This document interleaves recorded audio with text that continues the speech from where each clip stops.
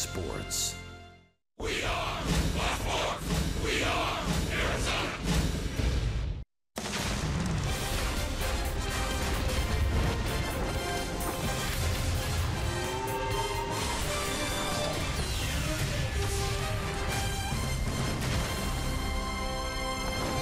The final home game of the regular season. We close out the 2017 Chase Field schedule with a matinee against the Giants.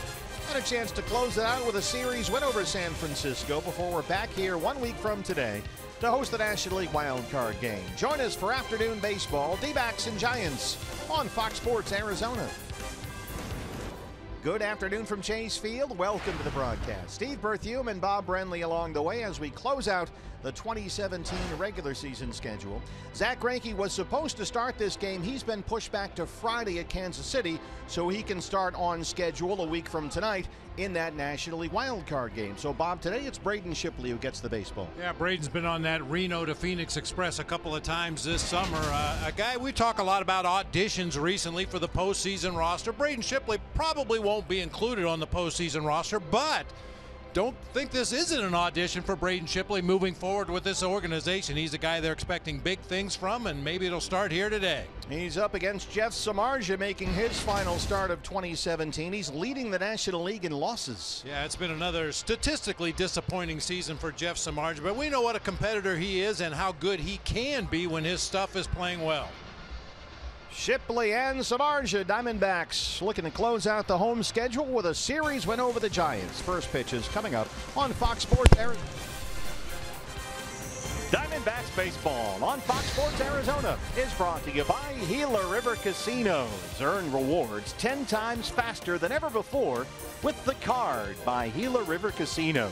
Sign up for the card today. By Chaz Roberts Air Conditioning and Plumbing. Choose Chaz. By Jack in the Box and the Jumbo Jack, a home run for your mouth. By Dodge.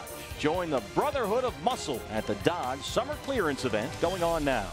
And by CenturyLink, connecting you to the power of the digital world.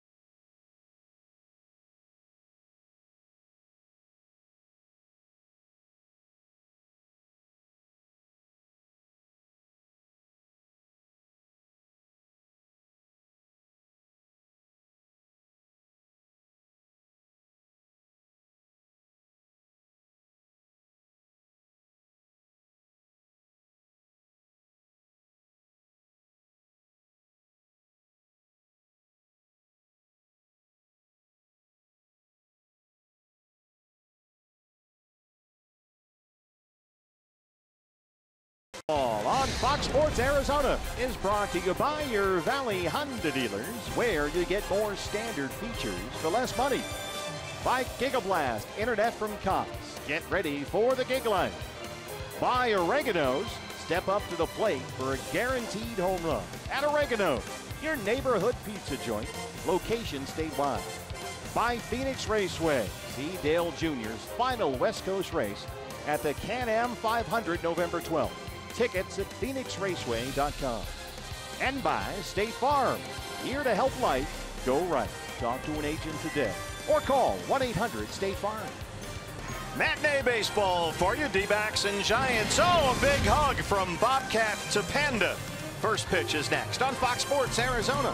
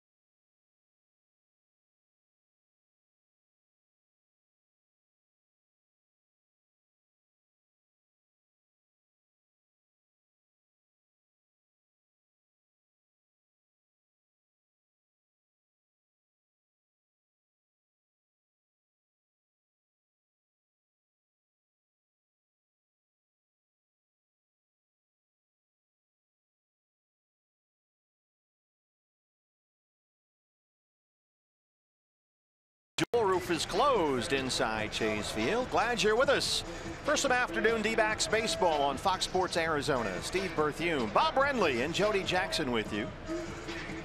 Diamondbacks with a chance for a series win against Denard Span and the San Francisco Giants. And here's your Giants lineup. It's presented by your Valley Chevy dealers. Veteran Denard Span back in the lineup, leading off playing center field today. Joe Panik will be at second base. Pablo Sandoval down at third. Brandon Crawford cleaning up at shortstop today.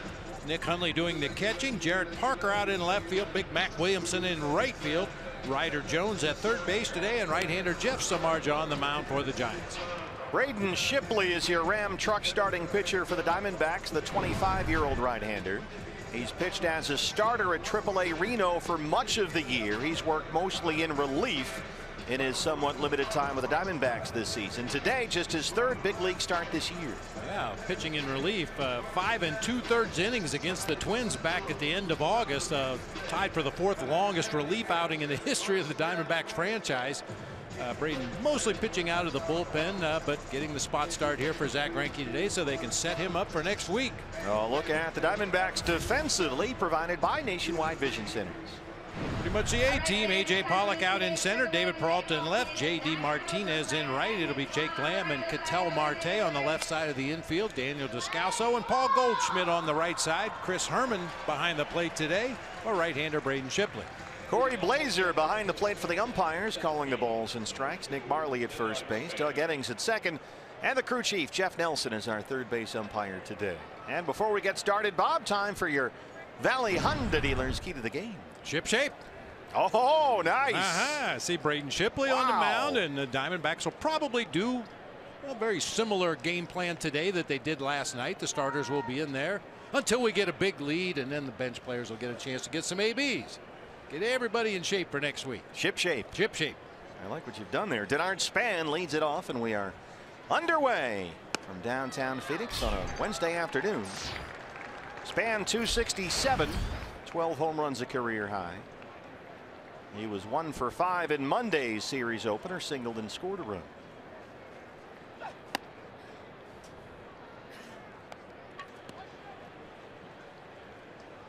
D-backs lead the season series with the Giants 11-7, including a 7-2 mark here at Chase Field.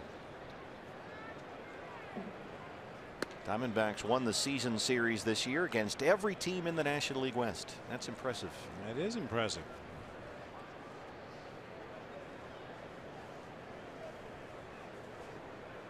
Rockies are underway right now. They lead the Marlins at Coors Field 3-0 in the second inning. That's a fair ball as it rolls down the right field line. Denard Span heading for second. He's taking a big turn, and he'll dig for third. And he's in there standing up, his 5th triple this year. Right down the stripe. That pitch tailed back to the inside corner that time. Goldie could barely even move. That one shot by him down into the right field corner. He's going to have to pitch around some early trouble here. So Span at third to lead it off. Here's Joe Paddock, the second baseman. 287, 10 homers, 1 for 7 with a couple of RBIs in the series.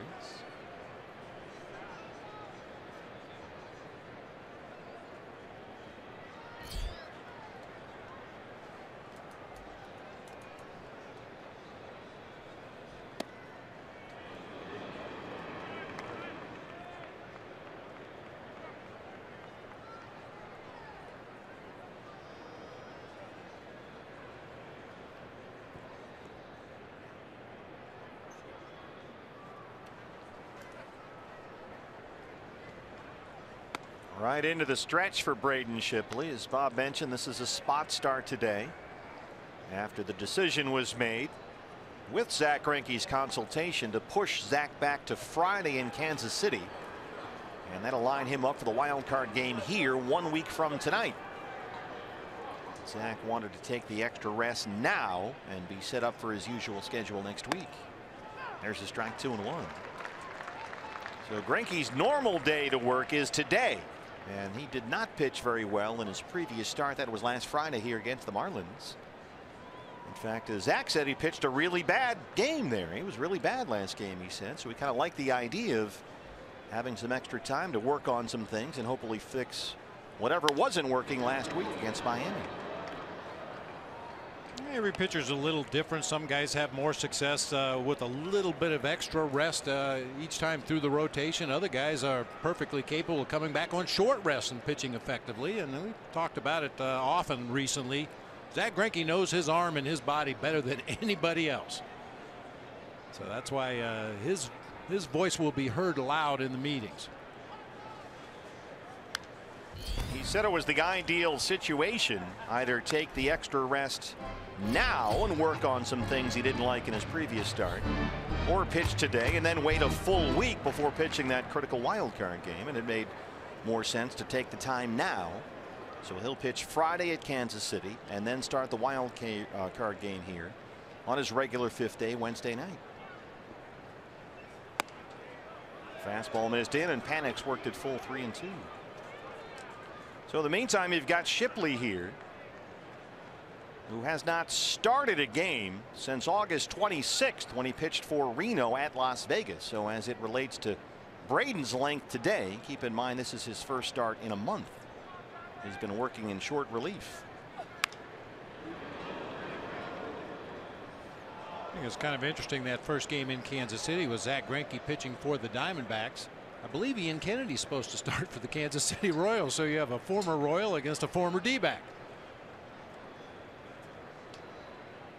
So that'll be Friday at the K, as they call it there, and then it was announced today Robbie Ray will start Sunday's season finale. 8th pitch of the at-bat right here. All 4, a triple and a walk, lead it off for the Giants.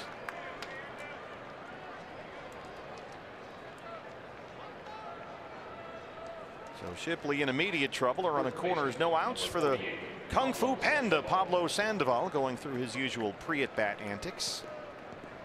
210, 8 home runs this year. Sandoval, one hit, couple of RBIs in the series.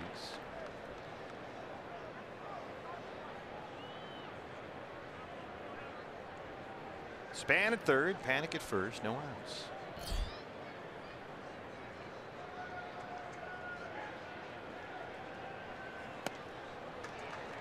And the waves at a fastball, 0-1. Torey Lovullo announced today that Robbie Ray will start that finale on Sunday. He'll be up against Jason Vargas. Vargas is an 18-game winner for the Royals. Torey said Robbie did not have input. He just talked to him about it today, and Robbie said that was just fine with him. And will probably be somewhat of a shortened outing. You know, I don't think they're going to extend him to 120 pitches or anything like that. Just you know, nice prep for August or October 4th rather. 0-1 on the Panda. The interesting thing as you look at this last weekend, 3 games at Kansas City, Friday, Saturday, Sunday, is that Torey said today that Patrick Corbin will throw out of the bullpen along with Zach Godley. Now they haven't finalized anything yet, and they're running out of days to get their plan for that wild card roster, but we may see over the weekend relief appearances by both Corbin and Godley. But Torey emphasized that doesn't mean any decisions have been made in terms of that roster for the wild card game. It's just once again one of the positive byproducts of clinching when the Diamondbacks did. You've got a little bit of time to see what guys look like coming out of the bullpen that have been in the rotation all year. Some guys up there in pinch hit opportunities that they might see in the postseason and see how they respond to it. It's a chance to really get your eyes on how your roster is going to come together next week. Well, the way Torey laid it out today was that it's likely that when Greinke starts Friday in Kansas City, you could see Patrick Corbin come in relief and sort of piggyback on top of Greinke, because you don't want Greinke throwing, you know, 110 pitches or something in that game. And then Zach Godley could come in on Saturday, and that way Taijuan Walker wouldn't have to max out in that start against the Royals. But that is all tentative as well. But that's kind of where they're thinking. 2-2 on Sandoval. Fastball missed in. Full count, 3-2. Back-to-back 3-2 counts for Shipley, who's already thrown 17 pitches and has yet to record an out.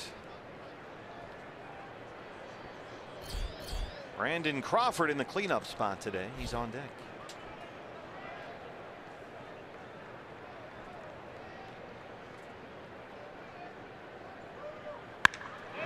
Drives it to center. A.J. Pollock will have to play it off the wall. This will get Span home. Panic will stop at third. And it's an RBI double for Pablo Sandoval. 1-0 Giants.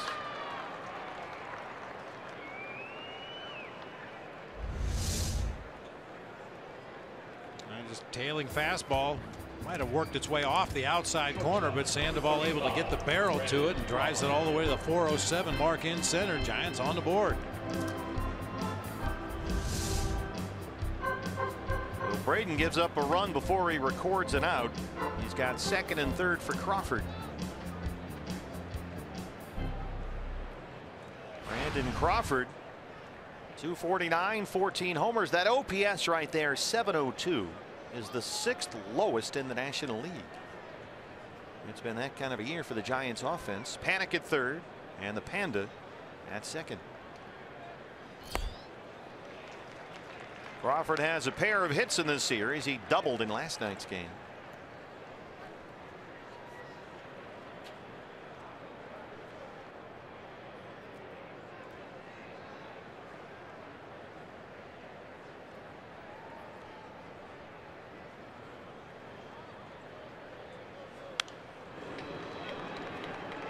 Torey had quite a session with the media before the game today. This was interesting, Bob. I thought he said, to be honest, he has a fear about decisions for Wednesday, about how to make up that roster. He's not quite sure, so he's motivated to try and get that right and walk through everything with the group of Mike Hazen and Jared Porter. Everybody will have some input on that.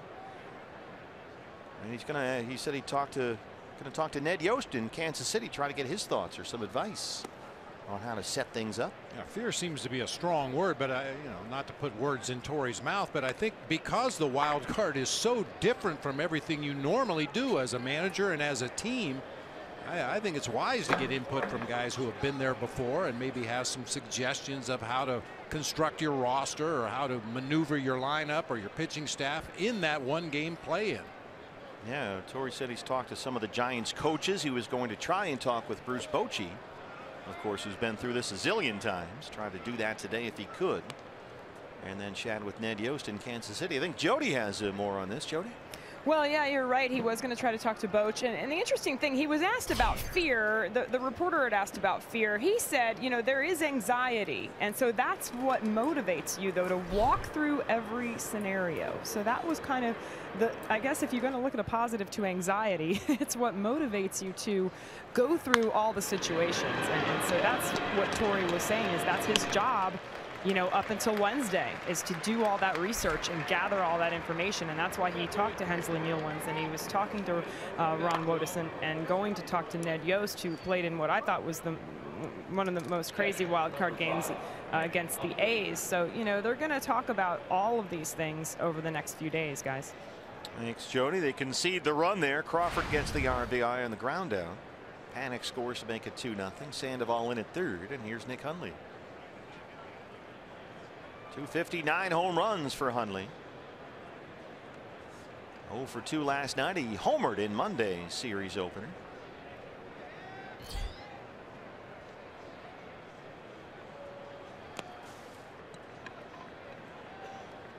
There's so many different ways to go in constructing this winner go home roster for that one game. Yeah, a lot of things enter into it. I mean, a player's versatility. Do I need to carry a backup middle infielder and a backup third baseman, or can one guy do both of those jobs? How many pinch hitters do we need? Will we need a pinch runner? How do you construct that pitching staff? How many starters will find themselves in the bullpen for that wild card game, and how many of those relievers might get bumped because of that? And there's Christian Walker, and you and I were speculating last night that Christian Walker would be a good right-hand bat to have on that bench in that wild card game, because they've been short a right-hand bat on the bench for much of this year. He's homered twice as a pinch hitter since we've seen him, and Torey brought that up as a possibility this morning. Christian had a home run here last night. Called him a right-handed sniper off the bench. That's one of your terms. Well, I stole it from Torey. He referred to Daniel Descalso and Adam Rosales as his veteran snipers off the bench. So we may see Christian Walker. This is another thing about Kansas City, is you get the DH there. So that's, as Torey put it this morning, that's another 12 to 20 at bats to get a look at some guys, and maybe Christian Walker DHs in 1 or 2 of those games this weekend. So that's more experience that you can get heading into next Wednesday. What value do you place on playoff experience? Guys like Descalso and Blanco, Iannetta maybe. I like it myself, and we've talked about this in the past too. Not so much about the game itself, because that doesn't change. You still have to throw it over the plate, and the batters have to hit it, and the fielders have to catch it. To third for Lamb. Sandoval will stay put at third. 2 outs. It's just the change in routine. And we talk about baseball players being creatures of habit. They want to eat the same time every day. They want to go to the weight room the same time. They want to go to the batting cage the same time. Very much creatures of routine. And when you get into the postseason, that routine is blown out of the water. The game time starts are different. Your pregame prep has to be different because of the crush of media that's going to be down on the field before the ball game. Everything is kind of scheduled and timed out, and it might not be the schedule that you want. So I think guys who have been through it before can kind of forewarn the guys who haven't to be ready to roll with the punches. Jared Parker now, the left fielder. Parker had 3 hits in Monday's series opener. He doubled twice, scored twice. Walked and struck out in last night's game.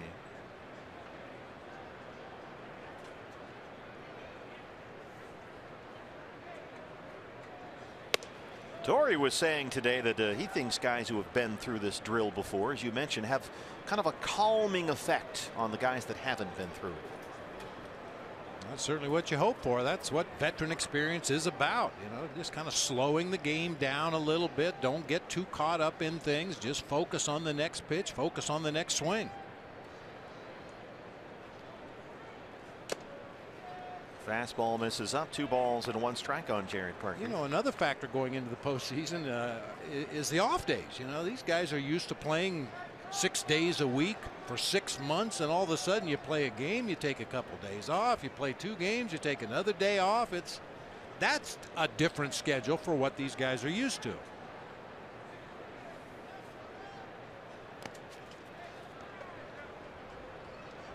Like the game Wednesday, a week from tonight, the National League wild card game, that's going to be a 5 o'clock start here, so they can go 8 o'clock prime time East Coast. And guys aren't used to starting a Wednesday game at 5 o'clock. That's going to be a little different. Just little things like that, as you mentioned. When do you eat your pregame meal? You know, if normally for a 6:40 game, I eat my lunch every day at 3 o'clock. Well, I have to count backwards. Let's see. I mean, a guy like Goldie runs every game pregame on a clock. He has got a set schedule. He's going to eat like you said. He's going to lift weights at this certain time. He's going to stretch at this certain time. He is rigid about his schedule. He's on a clock every day. So everybody, even him, he's going to have to adjust, and he might be National League MVP. We'll chat down there with first base Nick Marley. 3-2 on Parker. Shipley struck it out. Strand Sandoval at third, but the Giants take the early lead.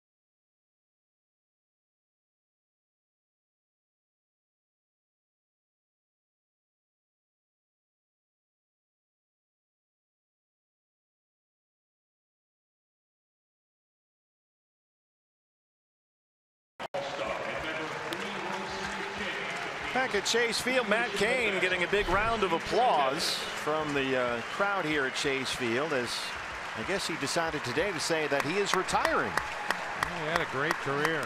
Big time postseason horse.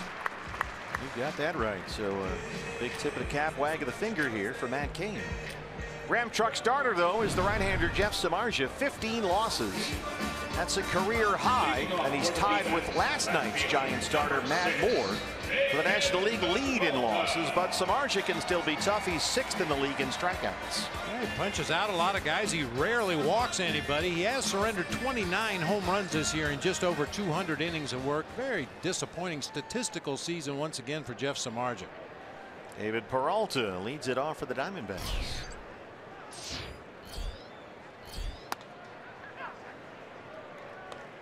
Peralta 295, 14 home runs. Walked, had an RBI, scored a run last night. Didn't take long after the Diamondbacks led it 8-0 after 2 innings for that to degenerate into a spring training fiasco. Sure did. 3 hours and 23 minutes, and just about everybody played. 1-2. Curveball in there from Samardzija.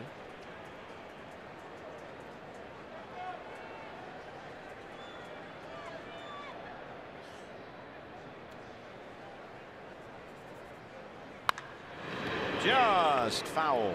And there's Danny Wood right on that one. Our Golden Glover in right field today. The final Golden Glovers of the year here, at least in the regular season.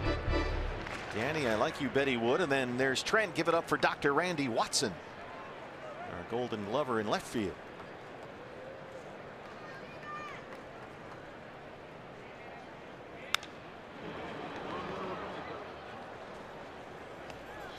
First inning has been an issue for Jeff Samardzija this year.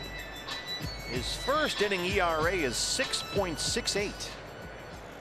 He's given up 24 first inning runs in 31 starts. But ahead of Peralta, 1-2. Yeah, opponent's batting average of .308 in the first inning, and OPS over 900 in the first inning against Samardzija. Ketel Marte had a big night last night. He's batting second today.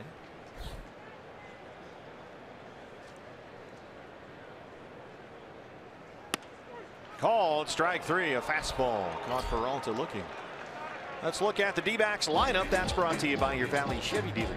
David Peralta just let it off. He's out in left field. Ketel Marte playing shortstop. Paul Goldschmidt at first. JD Martinez out in right field. Jake Lamb moves up to the 5 spot today, playing third base. AJ Pollock out in center field. The bottom third of Daniel Descalso at second. Chris Herman catching, and Braden Shipley, the right-hander, on the mound.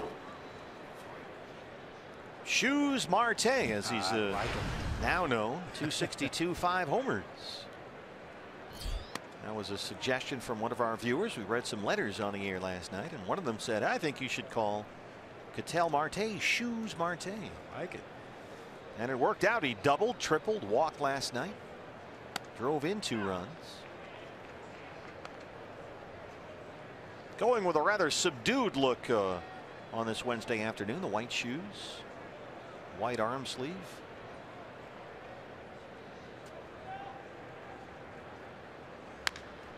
It's bounced to first. It backs up Sandoval and beats him to the bag. 2 down. Giants defense. That's presented by Nationwide Vision Centers. Garrett Parker in left, Denard Span in center, Mac Williamson over in right field today. Ryder Jones will be at third base. Brandon Crawford and Joe Panik make up the double play combo up the middle, with Pablo Sandoval at first base. Nick Hundley doing the catching for the big right-hander Jeff Samardzija. Paul Goldschmidt, 305 and 36 home runs.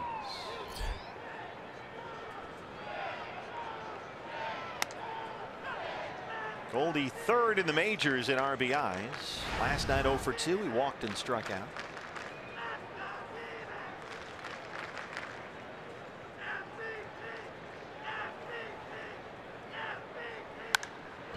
That's out of play.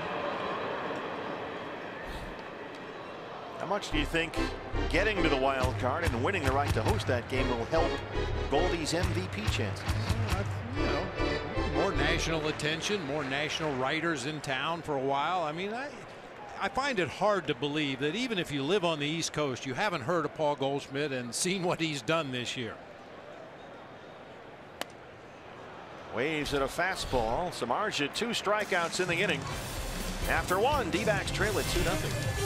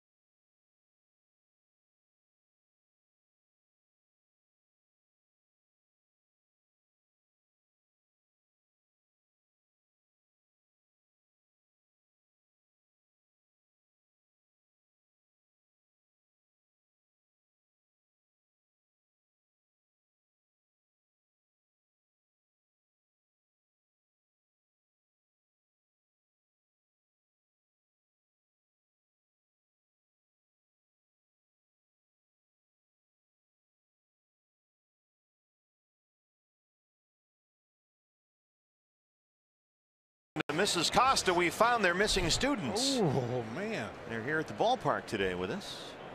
D-backs have secured National League wild card spot. The game is a week from tonight. Tickets went quickly in about an hour, but you can still guarantee seats for the wild card game by becoming a 2018 D-backs season ticket holder. All kinds of different plans for you.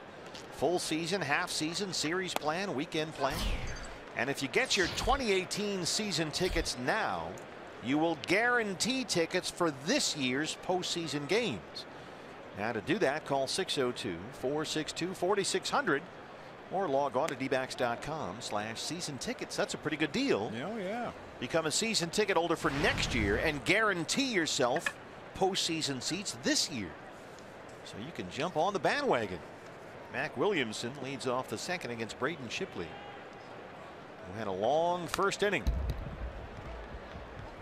RBI double by Pablo Sandoval, and RBI ground out by Brandon Crawford after Span had tripled and Panic had walked to lead off the ballgame. Yeah, Braden was continually pitching from behind in that first inning. Had a 2-1 count on 5 of the 6 hitters he faced in the first. Chris Herman back there this afternoon. 2-2 on Williamson, who singled last night, his only hit in the series. He struck out 3 times in the series so far.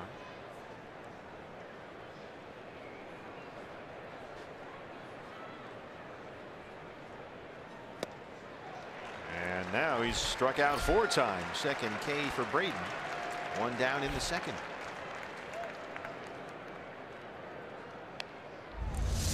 Yeah, a lot of times when you're breaking down video of an opposing hitter, one of the things you want to determine is, are you better off throwing them a slow breaking ball or a harder breaking ball? Some guys handle the harder breaking ball. They have trouble with the big slow curve. Watching Williamson in this series, I think the slower the better. Ryder Jones, third baseman today. Talking about that wild card game, there was some news on Jeff Mathis today. Torrey said he watched Mathis hit yesterday, and Jeff is feeling good, trying to make things happen as quickly as they can. So there seems, Bob, more and more a chance like Mathis could be behind the plate a week from tonight, catching that wild card game in Zach Greinke. Yeah, we didn't get a chance to see him hit, but we did see him throw to the bases today out on the field. Neither team took batting practice on the field, so Jeff and Chris Iannetta and Chris Herman and J.R. Murphy were out here throwing to the bases, and Jeff looked pretty good. Yeah, that's good, huh? You know, obviously he's dealing with some pain in there, but they told him that as much as you can deal with, go get him. 1-2 on Ryder Jones, who has been striking out a whole bunch lately. Looks at a fastball there. And Torrey was saying this morning that if Mathis says he's ready to go, Torrey trusts him. He's not going to lie to him. If he wasn't ready, he would tell Torrey. At least that's what Torrey believes. And if he says it's go time, Torrey says, that speaks volumes, and it will be go time for Mathis. He feels that he can catch a week from tonight after breaking that hand. Well, that's good that Torrey and Jeff Mathis have that kind of a relationship where Torrey trusts that he's going to tell him the truth. I'm a little skeptical myself. Well, the thing that may have convinced Torrey was, as you said, watching Mathis throw, and Torrey was impressed with how aggressive Jeff was when he was throwing the ball. So it seemed like he was feeling pretty good. Yeah, it didn't seem like there was any hesitation or delay. Release was very quick. His throws were strong and accurate, and that's what you're looking for. High fly ball off the bat of Jeff Samardzija and J.D. Martinez. So 1-2-3 second for Braden Shipley. D-backs trailing 2-0.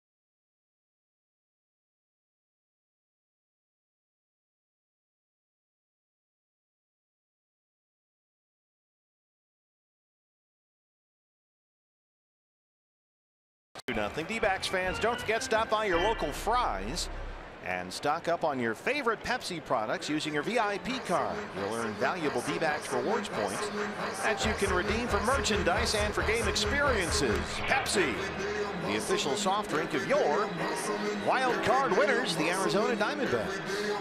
Looking for win number 92 on the year today, but they trail it 2-0 as J.D. Martinez leads off the second against Jeff Samardzija. J.D. 304 now with 44 home runs and 103 RBIs. He had 3 hits and 6 runs batted in last night.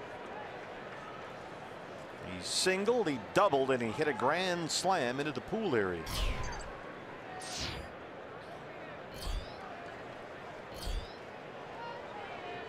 Samardzija 3 outs on 13 pitches to start us off in the bottom of the first. And here's J.D.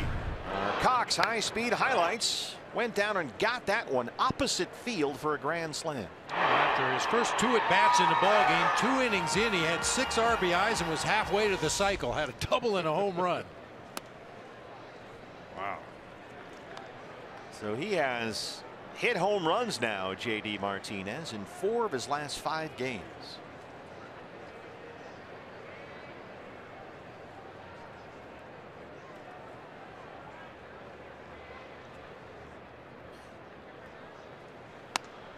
"15 home runs in September. That extends his own Diamondbacks record for the most home runs in 1 month.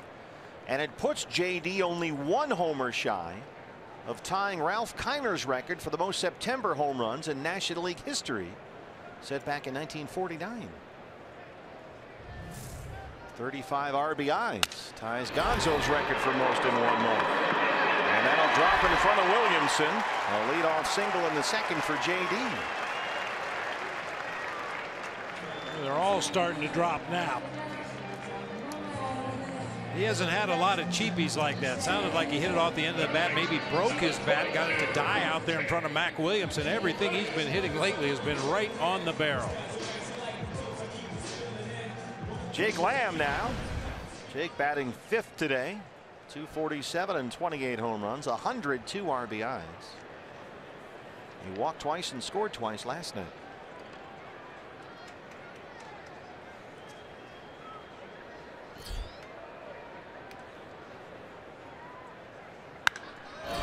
Pitch swinging, hits it deep to center. Span backing up near the home run porch out there. He's got room.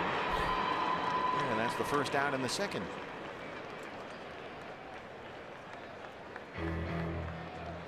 Center field, number 11, A.J. Pollock. Here's A.J. 264, 13 home runs last night. Singled twice, drove in a run. He scored twice.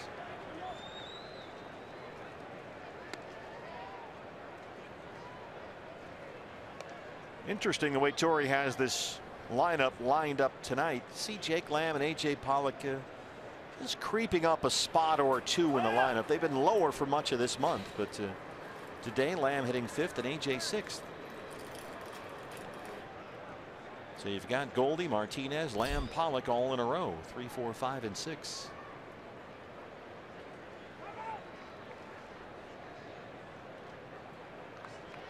I think I speak for every manager at the major league level. When you construct your lineup, obviously it changes from day to day depending on the opposing pitcher, what you did the day before, what you anticipate doing the next day during the course of the regular season. And you know, if you've got some moving parts, guys that you can slide up into the 2-hole or hide him down in the 6-hole depending on the opposing pitcher, it really gives you a lot of flexibility. But I got to believe in the back of his mind, Torrey already has an idea of how it's going to be set up.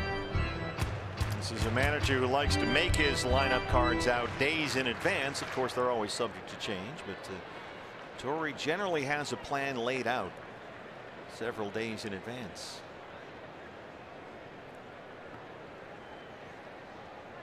I remember a lot on days I started David DeLucci either in right field or center field. I like to hit him in front of Gonzo. Why? That one gets away from Hundley, still can't find it, and Martinez moves up. I just felt that if I was in the other dugout and thinking about making a move to the bullpen. Well, I'm going to bring in the lefty. He can face DeLucci and Gonzalez. Well, then I'd pinch hit for David. If David was hitting behind Gonzo, then Gonzo's going to have to take that at bat against a left-handed relief pitcher. And if you hit for David after Gonzo, they'll probably bring in a righty from the bullpen. So I always like to put David in front of Gonzo whenever I could. Tony Perez-Chica coaching at theory.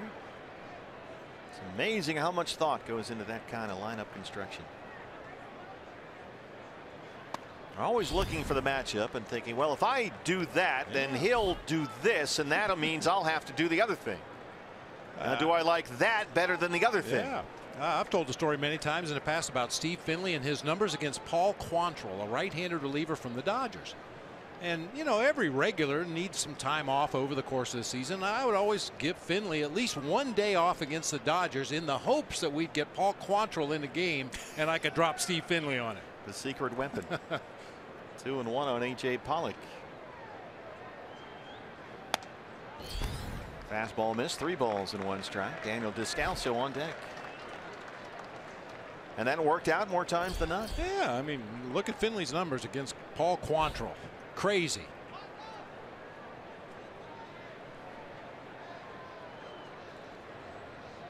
Martinez at second, 1 out, 3-1 on Pollock.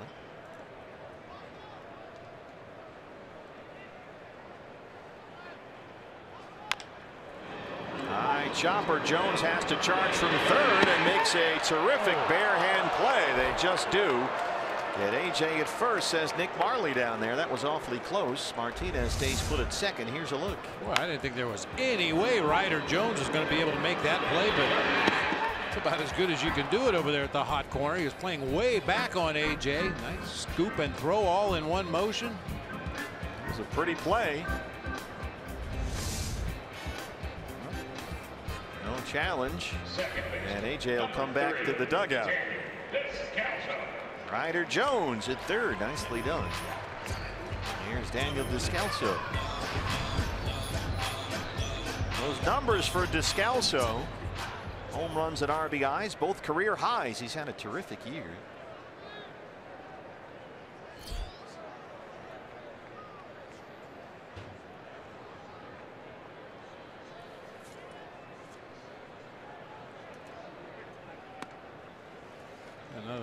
Take another look at that play by Ryder Jones. A wide open hand, tries to find a grip as he throws. And look at Pablo with the splits over there. Banana splits aren't the only splits he likes. And split pants.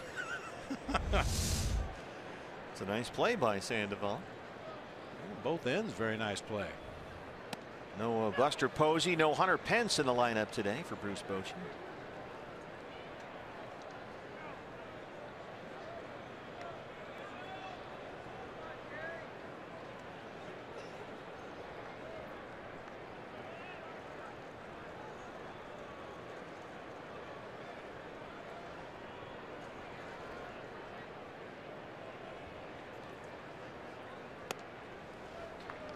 Thinking about Daniel Descalso in the year he's had, of course, that thrilling game Sunday when JD hit the walk-off. None of that happens unless Descalso comes up and gets that big RBI single in the 8th inning that tied it up 2-2. That one off Brad Ziegler, former D-back.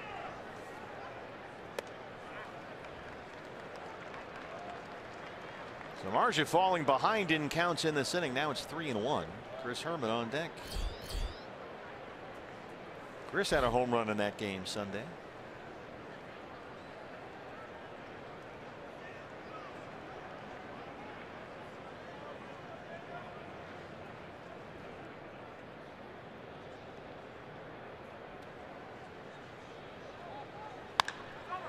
One more time for the Panda. Samardzija able to strand the leadoff single. It stays 2-0 San Francisco.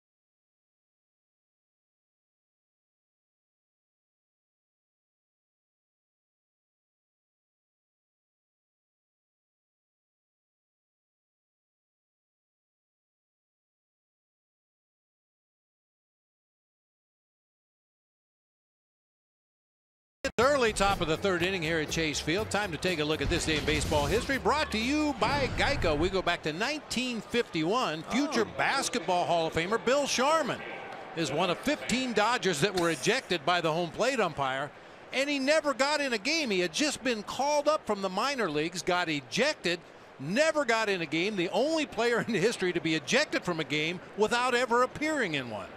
Wow. How about that? That worked out well for Red Auerbach. Of course, Bill Sharman went on to become a great Boston Celtic. Denard Span leads off the third. That's kind of like a Moonlight Graham deal. Yeah. At least he got one plate appearance. Span tripled and scored to lead off the ball game. Braden Shipley, a 34-pitch first inning, but coming off a nice tidy 11-pitch second. Giants got 2 in the first. Span tripled. Panic walked, and then Sandoval had an RBI double. Crawford an RBI ground out. Shipley has retired the last 6 Giants he's faced. Good changeup there. That's always been Braden's best secondary pitch, that changeup, even when he was pitching in college at Nevada Reno.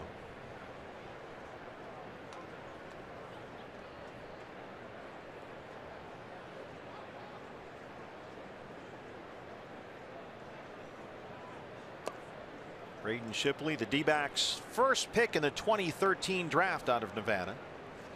He was the 15th overall selection in that draft. So far, a career minor league record of 31-33. Joe Panic on deck. That's hard hit into left center. AJ over to cut it off. Span, who's already tripled in the game, is in at second with a double.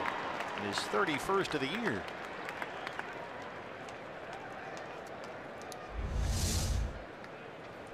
Pretty much a center cut fastball that time.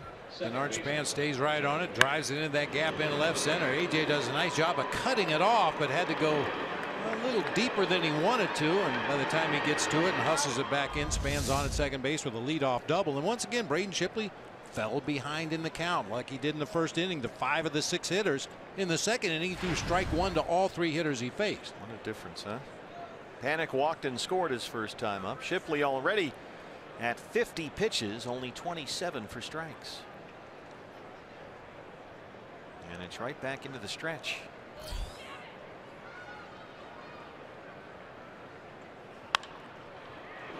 First pitch swinging, shallow left center.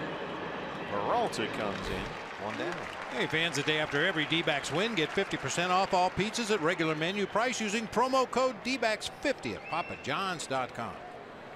Pablo Sandoval still goes through the same routine that he's always gone through as he walks up to the plate. He draws stuff in the dirt, then taps the tops of his shoes with the bat, walks in, walks out, readjusts the gloves, does the whole thing. I get it. Everybody has some kind of a routine, whether it's a pitcher on the mound or even a defender getting ready for that pitch to be hit to them, or a batter in the batter's box. But numbers like that, I think I changed my routine. Something ain't working. Been a tough year for the Panda. Let go by the Red Sox and picked up off the scrap heap by the Giants.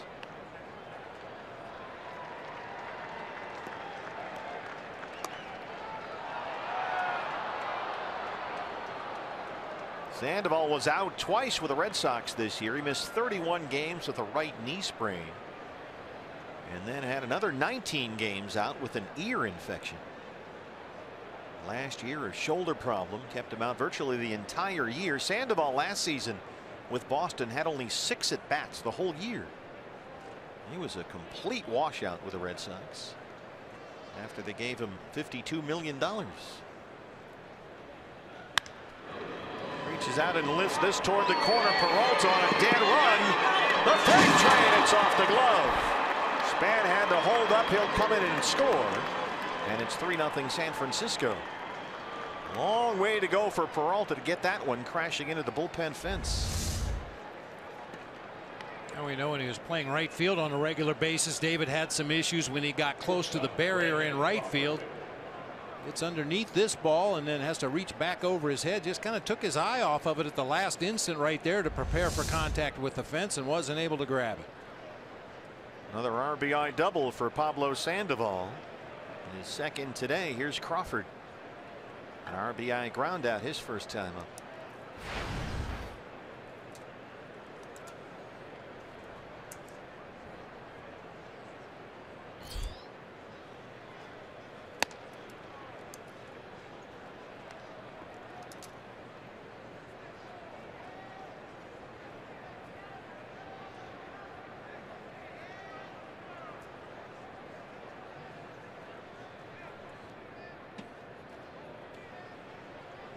Brandon Crawford a few years ago was a great field no-hit defensive shortstop, a guy that they'd have to sit against lefties a lot of time, and they wondered if the bat would ever catch up to the glove. But suddenly now he's hitting cleanup for the Giants if need be, and he's got an OPS that's really low. It's barely 700, but he leads the Giants in doubles. He leads them in RBIs. He's second on the team in home runs.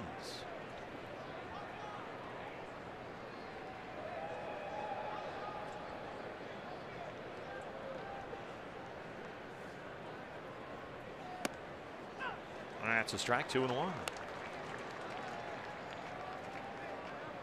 I'll tell you, for me, Brandon Crawford is one of the most sure-handed shortstops in the game. He may not make the highlight reel plays that Orlando Arcia or Andrelton Simmons or Didi Gregorius or some of those really athletic shortstops make, but he never, ever boots a routine one or throws it away.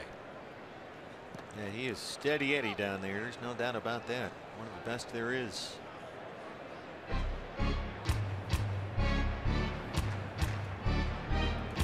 Crawford, you forget how long he's been around. He is 30 years old now. He'll be 31 when spring training opens up next year. It's an old Giant team if you want to call 31 old. Hunter Pence will be 35 next April. Buster Posey will be 31. Descalso at second. Plant that back foot. Nice backhand scoop there by Goldie. And they get the second out. Sandoval into third. Phil Nevin coaching down there for the Giants.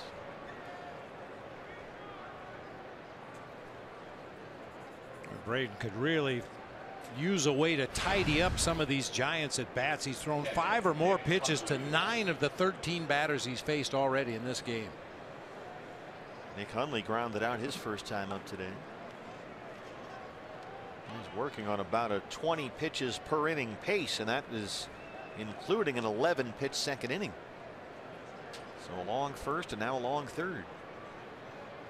And you notice that tattoo on the left wrist of Braden Shipley. Looks like the seams on a baseball. I was kind of joking about that earlier this year. If I was a current pitcher, I would get baseballs tattooed down my left forearm. So when I threw that glove hand toward home plate, the batter would see 3 baseballs tattooed on the back of my forearm. They'd make you wear a sleeve or something. I'm sure they would.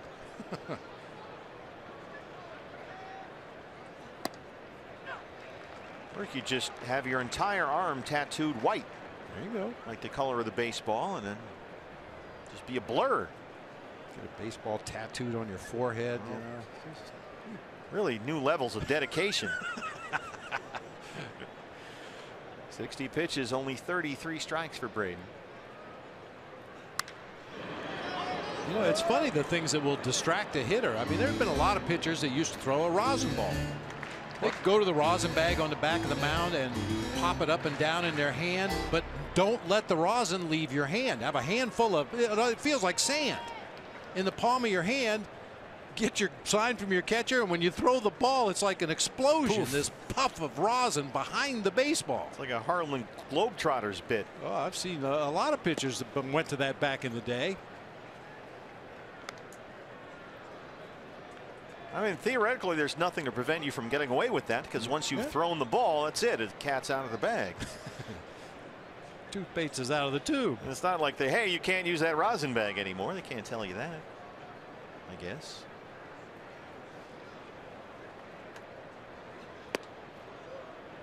Tried a curveball, miss. Full count, 3-2. Parker on deck.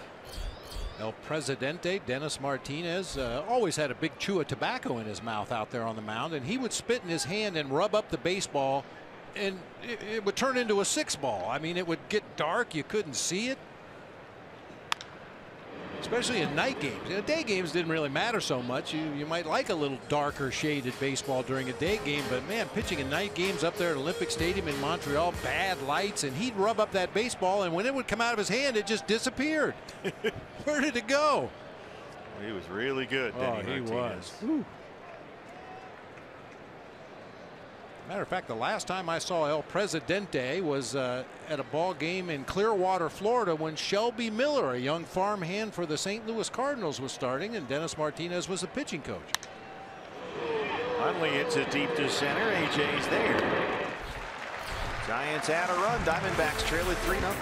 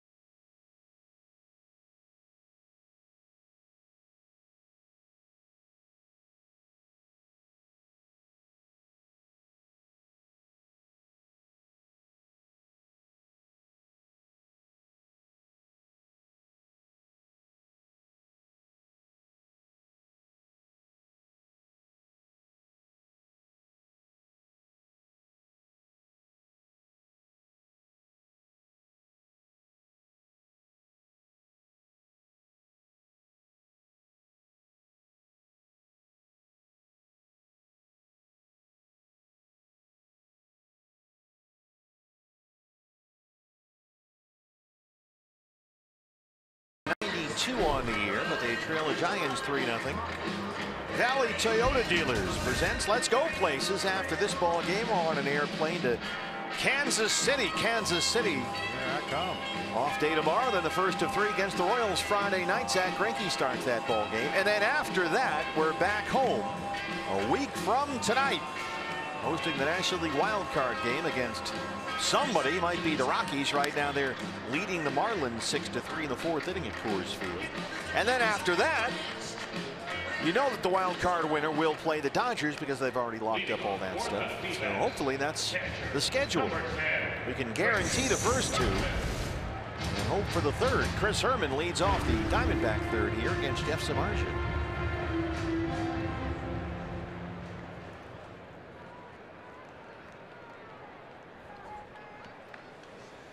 .176, 10 homers for the Herminator, who uses the Terminator music as his walk-up song. Kind of some nice symmetry there. Chris started Sunday's clinching game behind the plate, homered to open up the scoring in that ball game for the Diamondbacks, and then got that 9th inning started with a leadoff walk. Oh, Crawford dekes Parker there, so that's F7. 4 in a row set down by Samardzija. Did you put as much thought into your walk-up music? You guys didn't even get to choose it. We didn't have walk-up music. Just played the organ or whatever. Wow. Yeah, they did have an organ for a while, a Candlestick, but yeah, that wasn't part of the routine back then. That kind of stuff was just kind of getting started near the tail end of your career. Braden Shipley now. Braden, a really good athlete and a good hitter.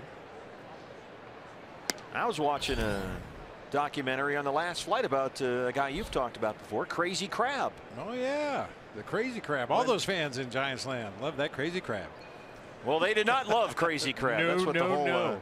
That's a short film documentary about the guy that had to wear the Crazy Crab suit when the Giants figured out that, hey, these mascots are becoming popular. We should get a mascot, and they came up with Crazy Crab. Now, why didn't they like a Crazy Crab? Well, I think the intention was, the Giants fans were too cool for a mascot.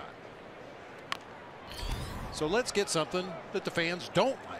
And so they purposely wanted something that nobody would like. Yes, and they encouraged people to throw things at the Crazy Crab when he would make an appearance on the warning track, and he came out there clapping his whatever they call the pinchers together and waving his arms up and down, and people would just pelt him with hot dog wrappers and soda cups, and we would throw things at him from the bullpen, and the poor guy would go back the tunnel right next to the Giants bullpen, and occasionally we'd be standing back in the tunnel because it was a lot warmer than it ever was out on the field, and Crazy Crab would come in there, and he was not a happy employee.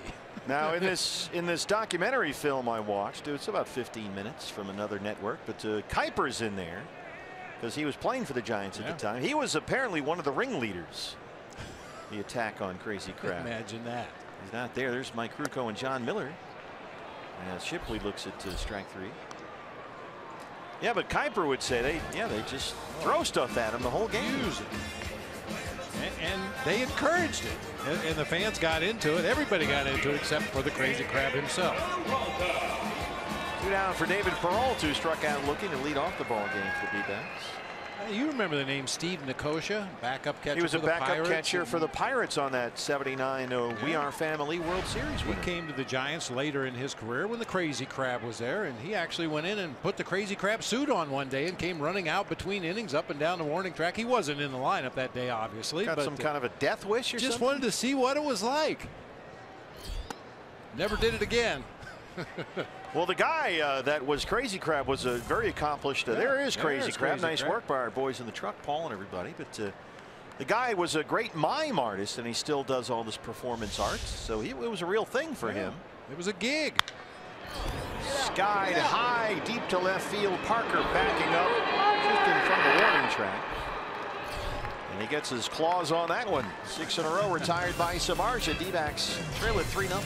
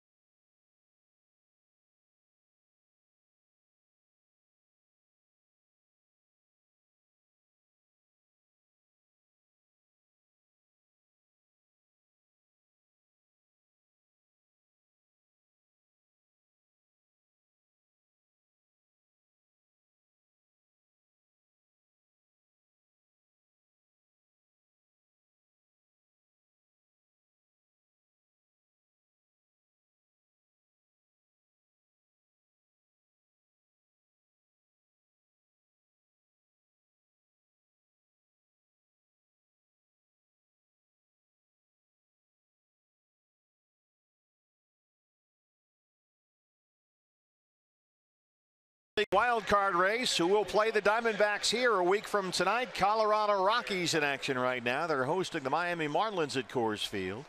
Ian Desmond just enough to get it out to right field. A big home run, 4-0 Colorado. Trevor Story adds to that lead. The Rockies a game and a half ahead of Milwaukee, 2.5 up on St. Louis for that second NL wild card spot. Jared Parker leads off the 4th against Braden Shipley. So here's an updated look at deeper coverage presented by T-Mobile. There it is, a game and a half over the Brewers, 2.5 over the Cardinals. Both those teams play later today. Right now it's 8-3 Colorado leading Miami, only in the 4th inning there. Parker struck out his first time up. Yankees have already clinched home field for the American League wild card, and the Minnesota Twins, with a win tonight at Cleveland, can clinch that second American League wild card spot. They're 5 games ahead of the Angels, so it seems almost a certainty that it will be Minnesota at the Yankees for the AL wild card. Possibly Rockies at the Diamondbacks for the National League. We know from going to Minnesota earlier this summer, that's a fun team to watch, especially when Byron Buxton's doing his thing. Yeah, this year, the second half of this year has really been the coming out party for Byron Buxton. What an exciting young player he is.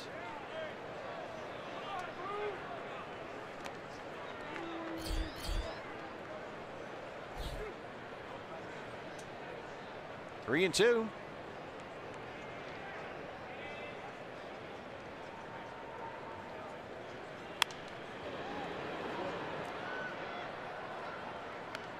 Shot of Anthony Bonda, the left-hander, warming up in the Sanderson Ford bullpen. Bonda might be another guy that you'd think about for the wild card game, or maybe even beyond that, based on a couple of things. The way that he pitched the other night against the Giants, 2 really good innings, the 6th and the 7th. And also he's left-handed, so if you want a left-hand guy who can come in, and we saw Anthony the other night against the Giants throwing a 98-mile-an-hour fastball. That's something to think about for the postseason. You know, not only do you look at your own roster and try to figure out the best makeup going into that game, but you know, you look at your opponent, and if the team has a load of left-handed batters and you think you might need an extra left-handed arm or 2 out of that bullpen, Bonda might be that guy. AJ in center.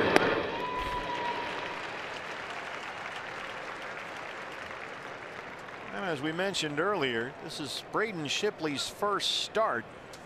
First time he started a game since August 26th. That was with Reno. He allowed only 2 hits and 7 scoreless innings at Las Vegas. So Braden hasn't started a game at any level in a month. So you don't want to have him go too deep into this one. So Bonda started to warm up. Mac Williamson, first pitch swing, and fouls that one back.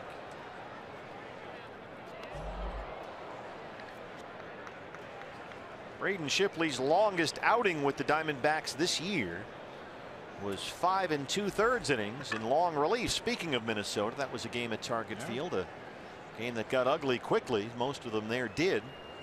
D-backs lost that one 12-5. So Braden came in, worked 5 2/3 of long relief. That was back on August 20th.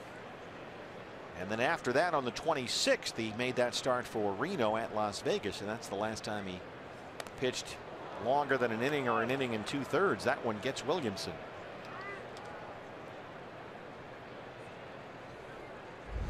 He might have swung here. Oh man. If you swing, if they rule that you swing and the ball still hits you, it's a strike. But that one got him in a bad spot.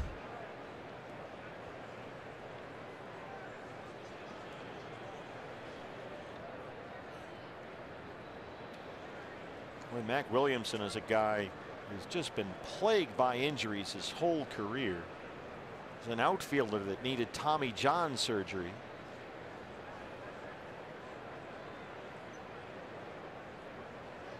Left shoulder strain that landed him on the 60-day DL for a long time last year.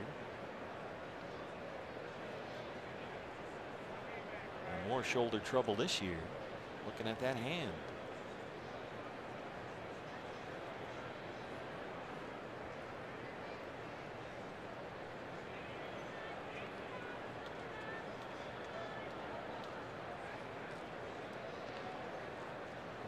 Looks like he's going to put his gloves back on and continue the at bat here, which.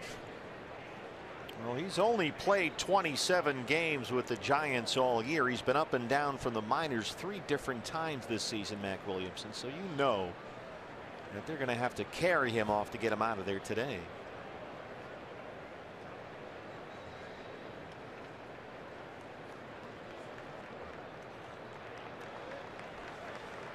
We were talking about this, I think, when we were in San Francisco last, about giant outfielders.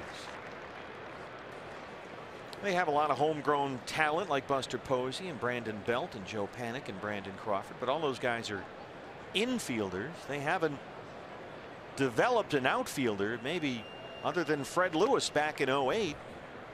That's the last time they've really developed an outfielder. All their guys now, Span came from Washington, Pence came from Houston and Philadelphia. And they thought left field this year would be a battle between Parker and Williamson, but both those guys were gone for much of the year. The Giants haven't had a homegrown outfielder with 500 plate appearances in a season since Marvin Bernard back in 2000. Starvin Marvin. There's a walk to Williamson. Their last homegrown all-star outfielder was Chili Davis, who you played with in 1986. Been a while. I was just thinking Chili Davis, Jack Clark back in my playing days, guys that were homegrown Giant products, slugging outfielders, went on to have really good careers. So that's one of the reasons they're sort of in this rebuild mode. They haven't developed any outfield talent. That's it for Braden Shipley, who leaves with 1 out in the 4th. Back after this.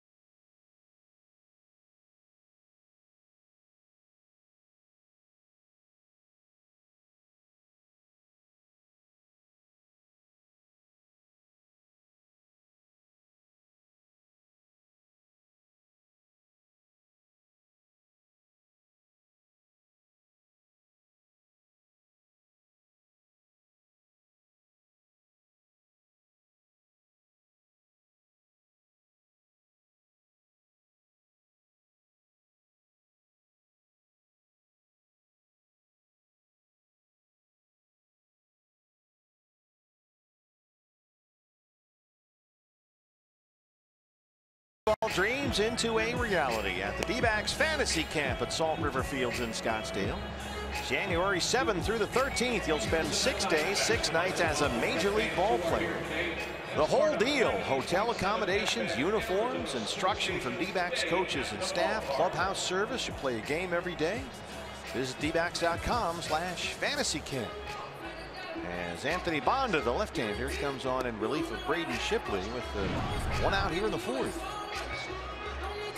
You ever do the fantasy camp stuff? I used to do it with the Giants when I was coaching out there in San Francisco. I did it quite often. Haven't been over to the D-backs one yet. I'll have to check it out. I've been over there a couple of times with the coaches and seeing what they put them through. It's the real deal, man. Yeah, it was a lot of fun. I know the ones I worked with the Giants. That's actually where I won my first championship. As a fantasy camp coach? Yeah. Nice work. Did they carry you off? Was there a champagne celebration? Are you kidding me? They couldn't even walk off the field at the end of the week. Here's Ryder Jones, the rookie third baseman. Ryder Jones has not seen very much left-hand pitching this year. 5 for 28 versus lefties. I know they're very competitive with the coaches at D-backs fantasy camp. They scout and they draft. Yeah, it's a lot of fun. Yeah, they take it very seriously. Everybody wants to draft the best team. I remember asking Robbie Hammock one year, how was the team? Gracie's involved, of course, but I asked Robbie one time, how was your team? He said, well, we got to the championship game and then we made 12 errors. Ooh. So it didn't go all that well. Rough day. Gracie will run everybody through their paces. He's, I believe, Gracie runs the Kangaroo Court. Oh yeah, so that's a highlight. That could get expensive.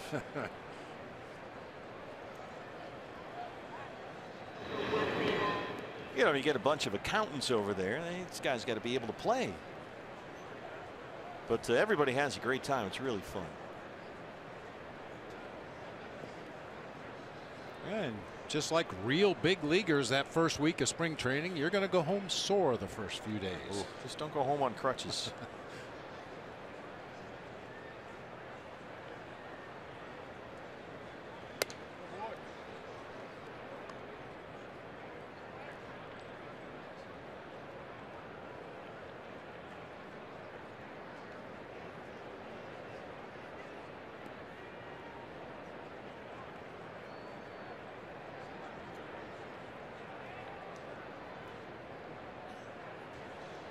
Two balls and a strike on Ryder Jones.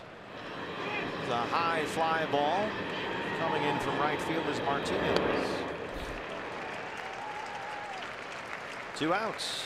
Jones 0 for 2. And the pitcher Samardzija, the hitter. Pitcher Jeff Samardzija. Samardzija flied out his first time up today.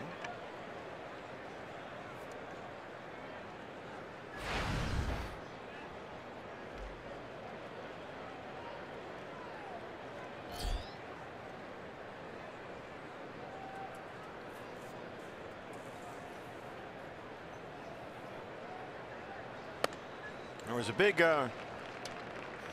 radio takeover today. 98.7 FM. Everybody was here. Doug and Wolf were broadcasting at the ballpark here this morning. Got to see those guys as I drove in, and then Dan Bickley down here, Vince Marotta, everybody.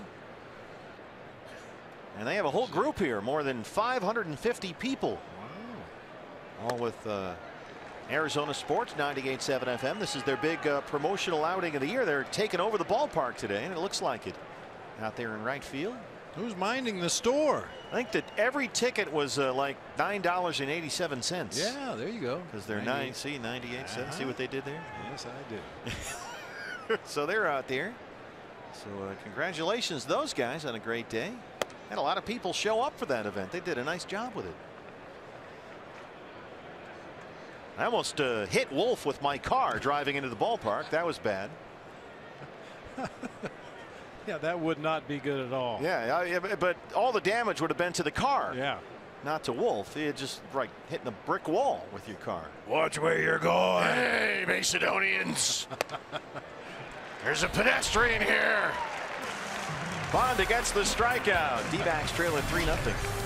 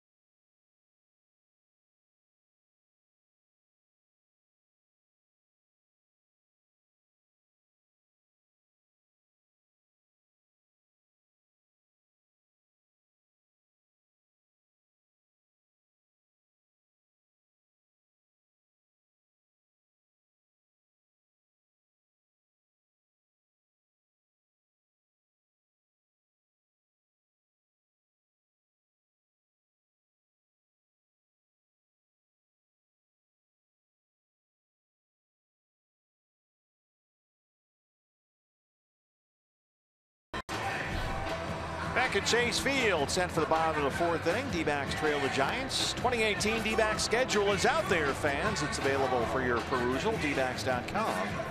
Diamondbacks are home for a whole bunch of holidays next year. Mother's Day, Father's Day, Memorial Day, Cinco de Mayo. Get to all the games next year with season tickets, and you can design your own plan. You can choose from a full season ticket plan. You can do a half season. You can pick different series. You can do a weekend season ticket plan if you work a lot during the week. They'll take you around to the ballpark, set you up, let you pick your seat, and design your own plan. So check it out, dbacks.com, to read about season tickets and check out the schedule for next year. A good chance to get out in front of things a little bit. You always wonder, what are we going to do with Dad on Father's Day? Well, bring him out to the ballpark. Diamondbacks are going to be home on all those holidays you mentioned. Great family outing. Well, people think about season tickets and you think, well, that's a lot of baseball. I want to go to a lot of games, but I don't know if I can do 81. You don't have to. You can pick a different series. You could just go on the weekends, or I want to see that team and that team and that team. You can do that. You can build a season ticket plan that way. They'll walk you through it here. Ketel Marte leads off the bottom of the fourth against Jeff Samardzija. Diamondbacks so far only one base hit. J.D. Martinez a single to lead off the second. Yeah, we know a lot of people here in the Valley head for the hills when the heat arrives in midsummer, so you could top load and back load your season tickets. Come to a lot of the early games when the roof is still open, or come this time of year. Now there is the great Dennis Lamb, star of the Dennis Lamb Show here on Fox Sports Arizona. Dennis has done a tremendous job all year long with not only our cookouts that he and his whole family prepare for our crew, but of course with the audio. Now this is always amusing when Dennis, who's in charge of audio, tries to use a microphone and it doesn't work. How we do? It works. Oh yeah, baby, it works this time. There you go. How that goes, yeah, man. So Dennis, another great job by you this year, and Didi and Tony and Andrea, the whole Lamb clan. I mean, we're knee deep in lambs around here. Not just Jake Lamb, but Dennis Lamb and everybody, Tony and everybody. So tremendous job. Thank you. Nolan, everybody. I mean, you guys nailed it again this year. So all the sounds you hear, Dennis is responsible, as well as for the chicken and the coleslaw. That too. I tell you what, he makes the best coleslaw there is. And he's got some help, of course. You know, Mark's down there in audio, and Fred and Didi. Didi, I don't know how we'd survive without Didi. She bailed me out with my earpiece last week. Yeah, you couldn't hear a thing. Didi came up, fixed it like that. Problem solved. Get me Didi. We got an audio issue up here, so Didi took care of that.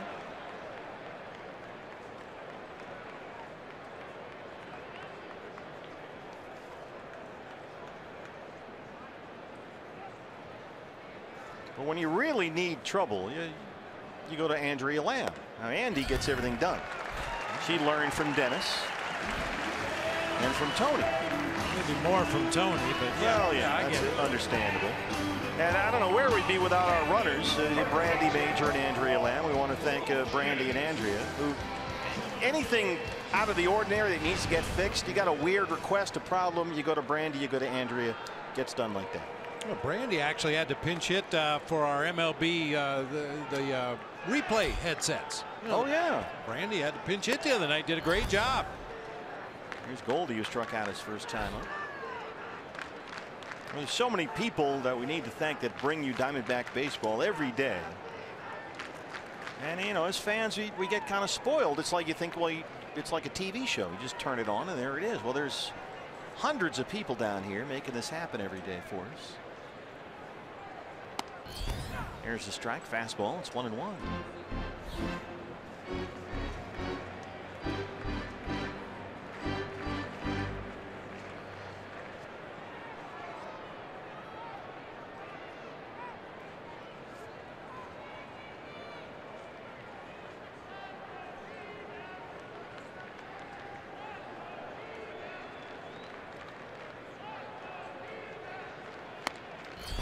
Fastball away, 2 balls and 1 strike to Goldie. D-back still with only 1 hit. Samardzija has walked 1. He's got 3 strikeouts so far.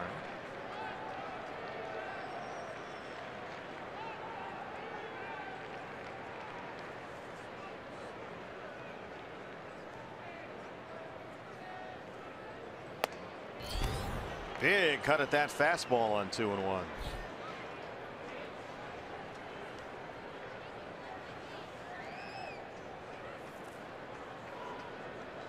Wouldn't help Goldie's MVP case to pad those stats a little bit these final 4 games. 36 homers, 3rd in the majors with 120 RBIs. Another fastball struck him out.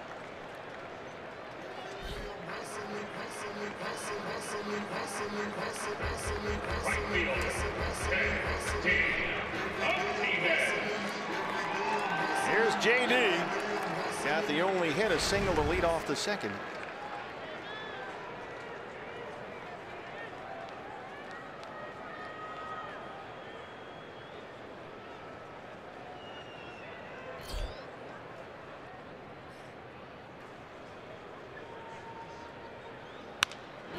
Right back to the mound. Low throw, panic for 1, and they turn the double play. We're through 4. D-backs trail the Giants 3-0.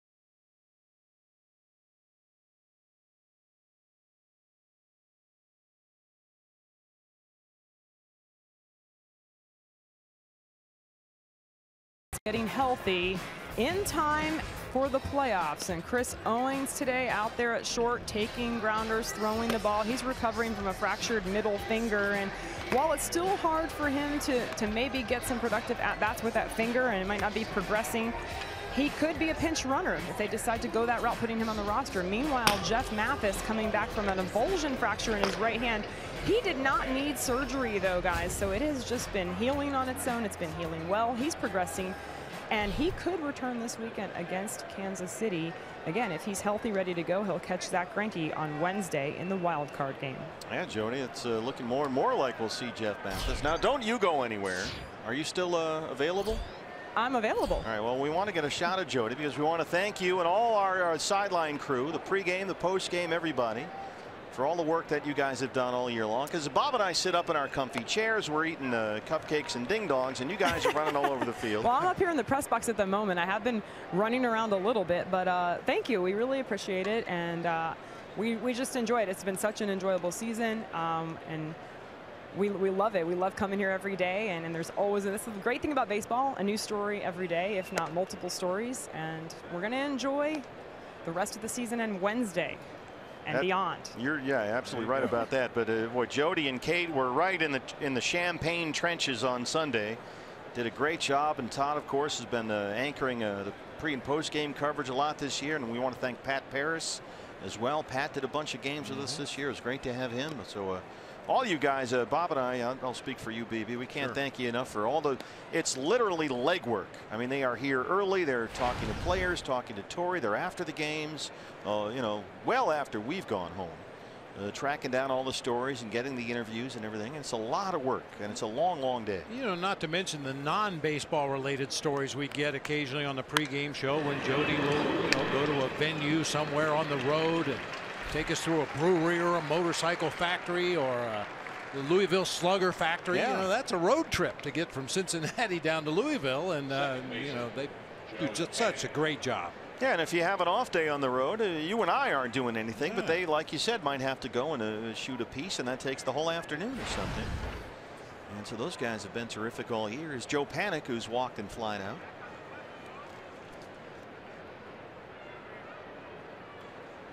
Of course, this is all under the direction of Brian Henry. And there he is. BH has produced a lot of games. He's done all the legwork on. He's the guy that comes up with the plan. Now, what are we going to do on the pregame show tomorrow? That's what somebody asks Brian Henry every day, and he has to have the answer. There's Ketel Marte. And so our big thanks to BH down there. He's done a great job all year long. He has no idea what he's going to do for postgame at all. No, I'm trying to think of that right now, in fact. So our thanks to Brian, who's done just a great job all year long, and Al, of course, Al and Josh as well on the pregame and postgame.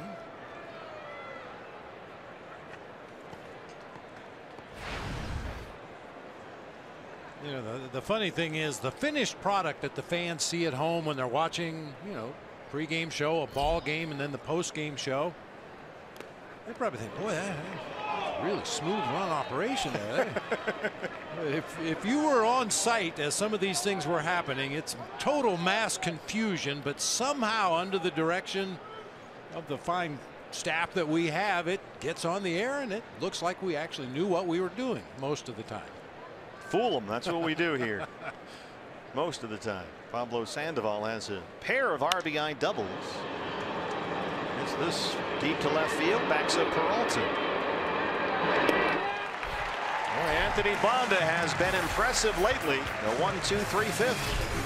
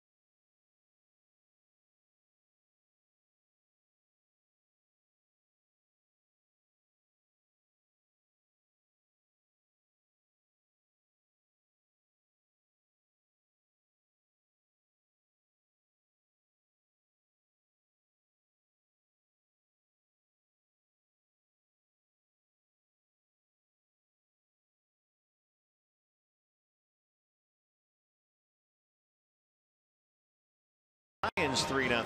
What's next? Brought to you by CenturyLink. The final 3 games of the regular season in Kansas City starting Friday. Zach Greinke goes against the Royals. And then Taijuan Walker Saturday. And as announced today by Torey Lovullo, Robbie Ray will start Sunday's game. And then it's 1 week from tonight. Zach Greinke gets the baseball. That's not official yet, but all but official. He will start a week from tonight in the National League Wild Card game right here at Chase Field. It might be against the Rockies. They are winning right now 9-3. They're leading the Marlins in the 6th inning at Coors Field. Brewers a game and a half back. Cardinals are just behind Milwaukee. Both those two teams play later tonight. Jake Lamb leads off the 5th.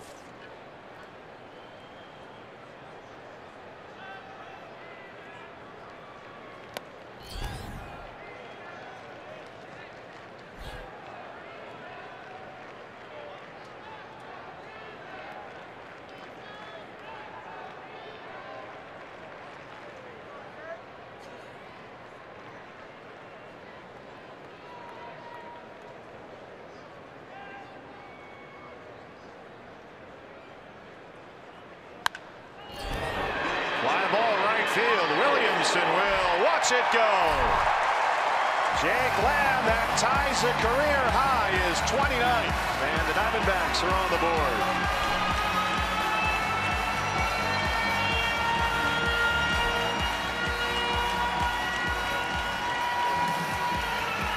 Samardzija got a little greedy there ahead in the count 0-2 and throws a strike fastball down and in. If Jake Lamb had to ask for a fastball, that's probably where he'd want it. Just over the fence out there in right field to put the D-backs on the board. Jumbo Jack, free Jumbo Jack tomorrow. A Jack in the Box for the purchase of a large drink. 29th for Lamb, RBI number 103. Boy, it'd be nice if you're a big round number guy. Yeah, round numbers. Jake's got a chance to get 30 this year now. As we head to Kansas City for the weekend, here's A.J. Pollock. A.J. grounded out his first time up. This is popped up second base for Panic.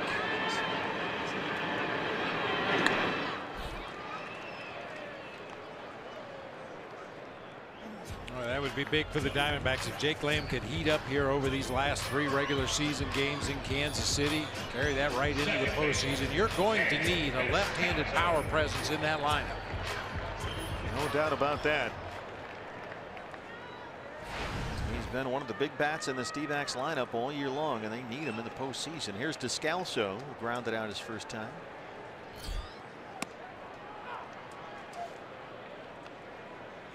Home runs, nothing new for Jeff Samardzija. That's been a problem all year long.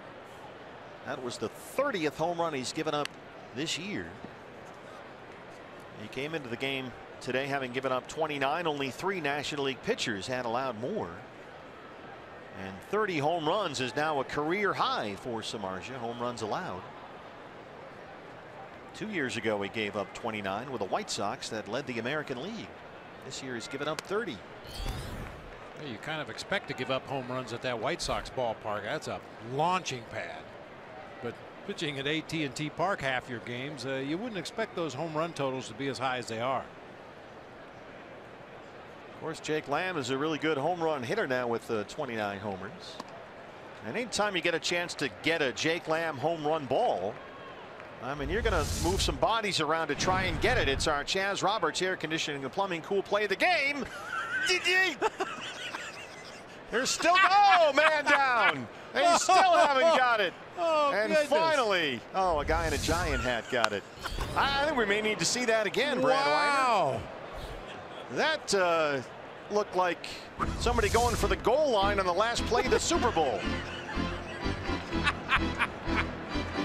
Oh, that's too good. Under chairs and tables up against the fence. Job well done right there. 2-2 on Descalso. This is out to Parker and left. Boy, that was a battle.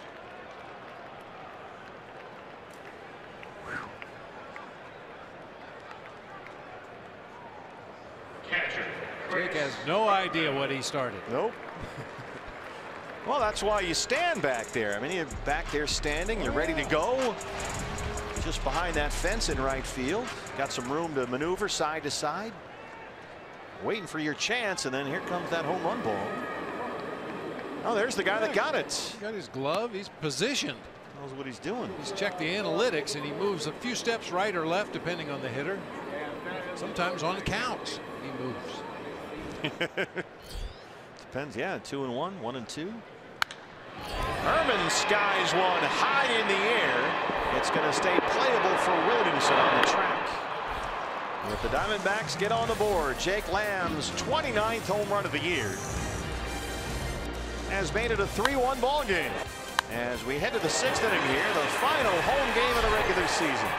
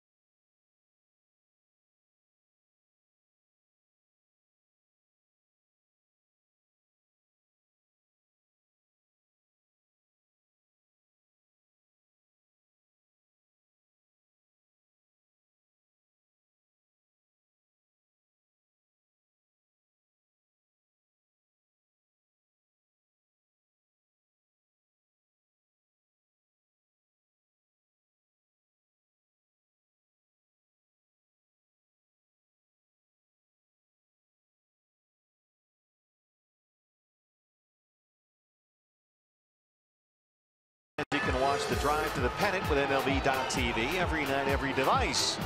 Every out-of-market regular season game live. Plus, get a free subscription to At Bat Premium that are born after live baseball. Blackout and other restrictions apply. Visit MLB.tv for details. You know, BB, I was just thinking we haven't really all year checked in with Ralph Kelso on the weather forecast. So first of all, Ralph, we want to thank you, as always, for your tremendous work this year. And not only preparing our booth, Bob and I come into work, and Ralph is usually, along with Dennis, the first guy we see getting things set up. And then Ralph goes upstairs, where he is right now, to man the camera. So, Ralph, how has the year gone for you? Wonderful. Confidence high? Confidence is very high. Ralph, you're very brief with your answers. Anybody ever told you that? I'm working. Don't bother me. I'm working here. Brandon Crawford. So that is the great Ralph Kelso. Ralph, do you have a weather forecast? Oh, there's Kevin. Hey, Kev. Hey, guys. How's the knee, Kevin? Doing well. All right. Very good. Kevin's got those former catcher's knees like you do. Yeah. He's moving around great now. Ralph, have you checked the weather forecast for Kansas City at all? Have you prepared anything for us? I have not. Hey, Ralph, forget Kansas City. Any update on the roof for the the wild card game? Is it open, closed? Confidence is high. It might be open. All right, thanks, Ralph. Look out! Crawford knocks that into center, leadoff single. Now down by the dugout. Last time we got to say hi to Mickey, and now we get to say thank you to Holly, who has been terrific for years here. Oh yeah.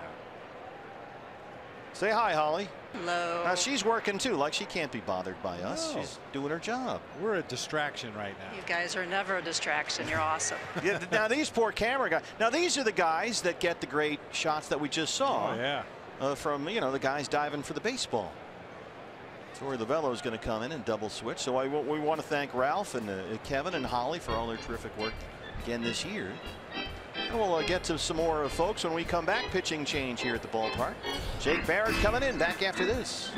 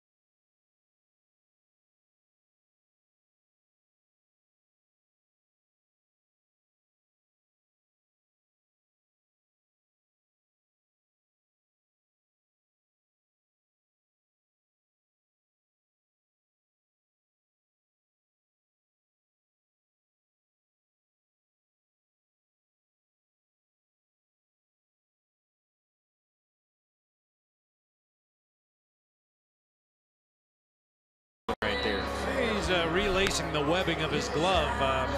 Occasionally over the course of a season, especially here in the desert, those laces get a little bit dry. Maybe they crack, maybe they split completely. And yeah, most guys have a trainer do it or their glove company do it, but a lot of guys like to do it themselves. Get some needle nose pliers, and there's a threader that you can use to run that lacing through the appropriate holes and tie little knots. It's good as new. Well, a whole new battery for the Diamondbacks. Jake Barrett takes over on the mound. The ash line called to the bullpen. He comes in along with John Ryan Murphy, who's now behind home plate, replacing Chris Herman.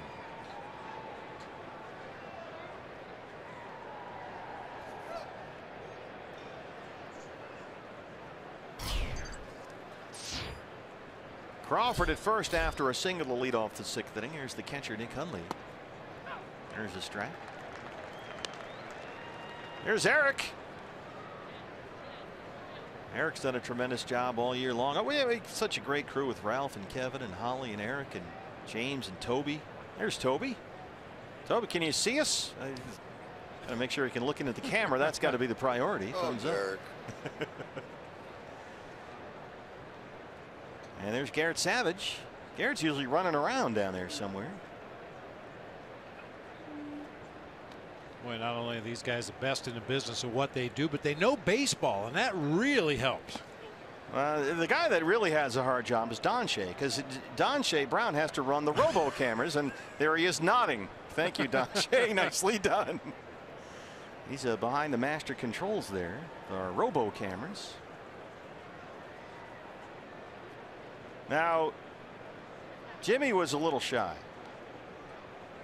It's sort of his personality. Camera guys work behind the scenes, you know. They don't want to be center stage like you and me. They don't need to be stars like us. They don't have to do that. Jake Lamb drops that one. And Hundley's aboard. Now Jimmy is hiding somewhere down in there. All right. But we have some video of him. See, we got you, Jimmy.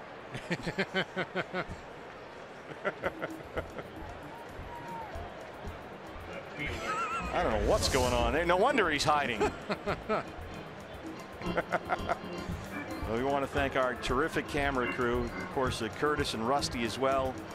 These guys work really, really long days, and they get all the pictures, all the stuff that we bring to you on Fox Sports Arizona as part of Diamondbacks baseball all year long. And it goes all the way back to spring training. And we did 10 spring training games this year. So these guys have been going since February without hardly any days off. Jared Parker.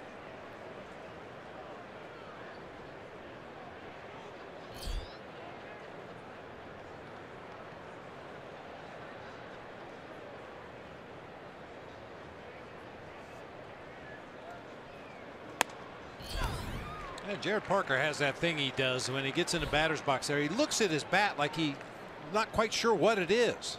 He kind of cocks his left elbow up in the air and holds the bat out in front and looks right at it like he's never seen one before. What is this thing in my hands? And that elbow comes flying out. Yeah, a lot going on there.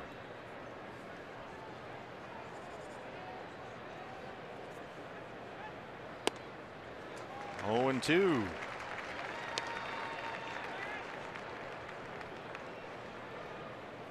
Parker missed about 100 games this year when he broke his right collarbone, colliding with the outfield wall back in the middle of April.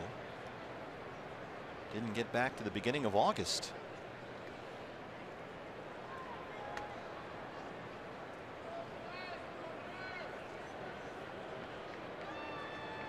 Crawford's at second, Hundley at first, nobody out.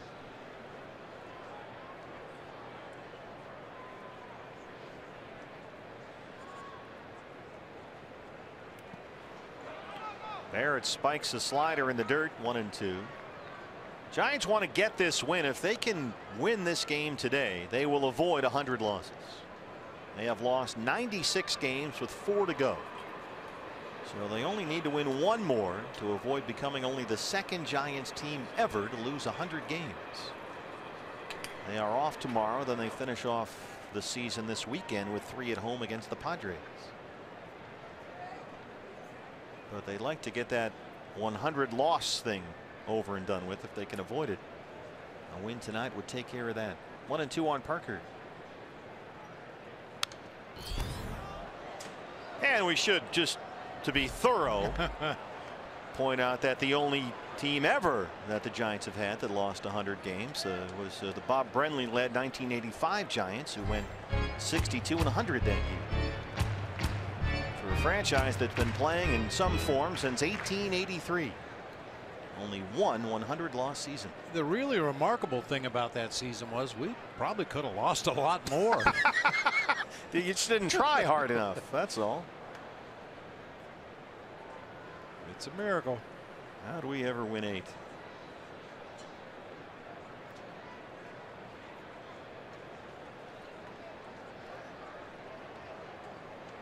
Remember, Mac Williamson got hit on the hand his last time up. He ended up with a walk in the 4th inning. His spot is up next, but Gorkys Hernandez is in the on-deck circle for the Giants.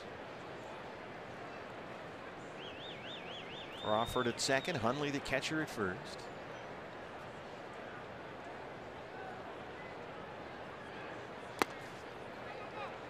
Another slider down and in the dirt. 2-2.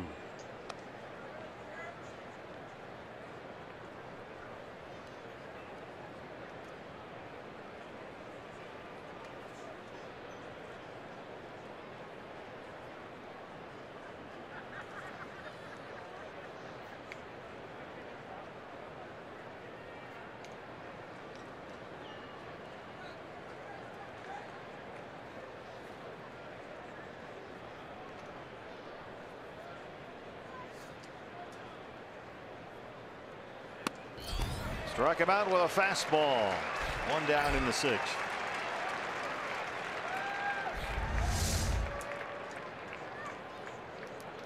It's a danger zone with Jarrett Parker, but that time Jake Barrett just reared back and blew it right by him. So Gorkys Hernandez will hit for Mac Williamson. Hernandez singled and walked last night, hitting .258 on the year. Remember, Williamson got drilled in the hand back in that 4th inning on a check swing. Tried to stay in the ball game, ultimately drew a base on balls in that 4th inning, but now will go down for the pinch hitter Gorkys Hernandez. 2 on and 1 out. Giants lead at 3-1.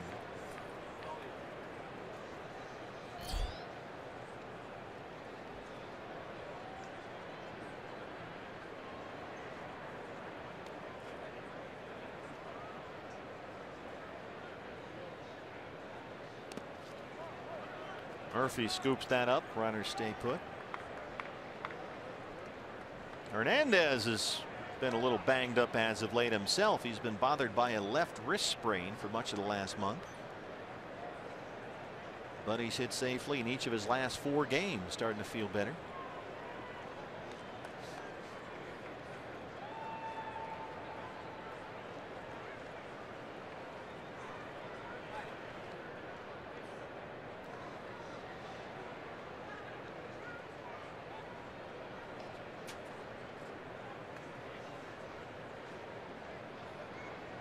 Jake Barrett, traffic around him on the bases, trying to keep this a 2-run D-back deficit here. 2 on and 1 out.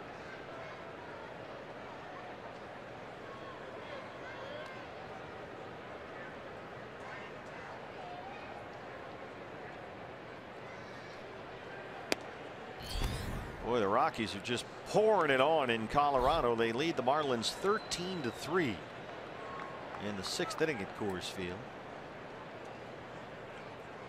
Brewers and Cardinals are both later tonight.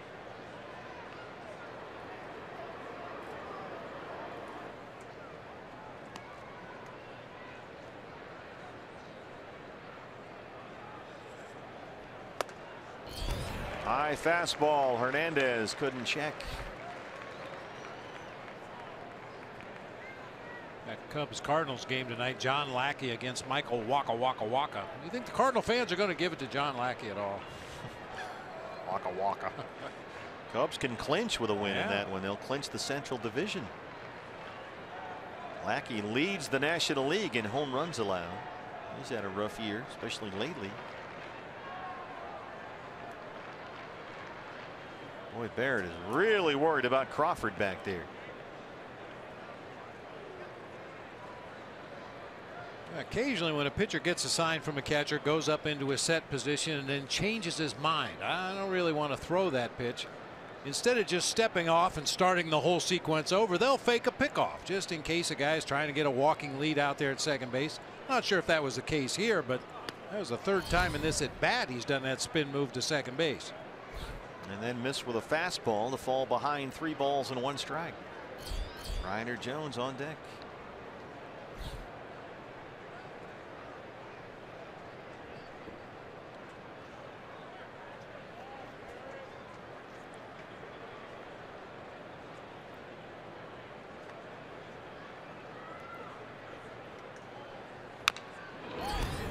Crawford does keep tap dancing out there, trying to increase his secondary lead. He never stays still back there behind Baird. Keeps inching his way toward third. Yeah, middle infielders are giving him a lot of room out there at second base. Ketel Marte playing pretty much straight up at shortstop. Daniel Descalso maybe a step or two closer to the bag at second, but as Jake Barrett gets his sign and gets ready to deliver, Daniel usually moves to his left a couple more steps, meaning nobody is close to that bag at second. So Jake Barrett has taken it upon himself with that inside move to make sure Crawford stays close. And there go the runners. Hernandez drives it to Peralta. Crawford's got to hustle back, and he is doubled off. Well, it burned Brandon Crawford that time. That ends the top of the sixth. D-backs trail at 3-1.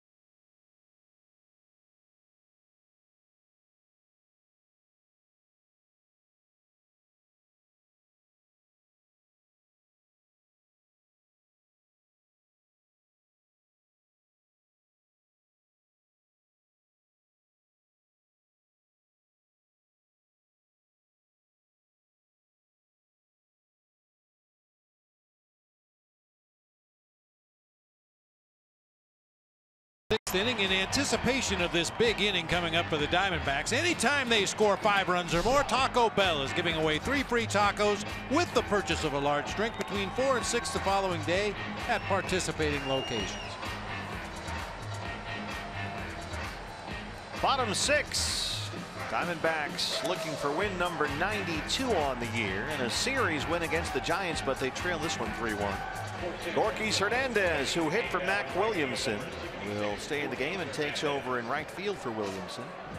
And John Ryan Murphy double switched into the ball game. The new catcher will lead it off against Jeff Samardzija.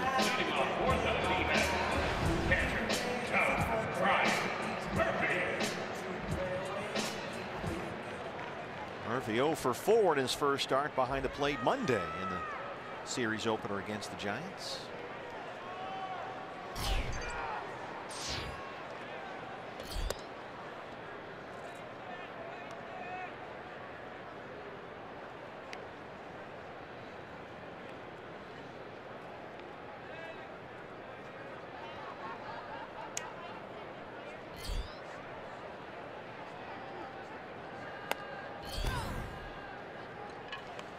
I want to give a couple of shout outs here. Now there is Andy Fritz.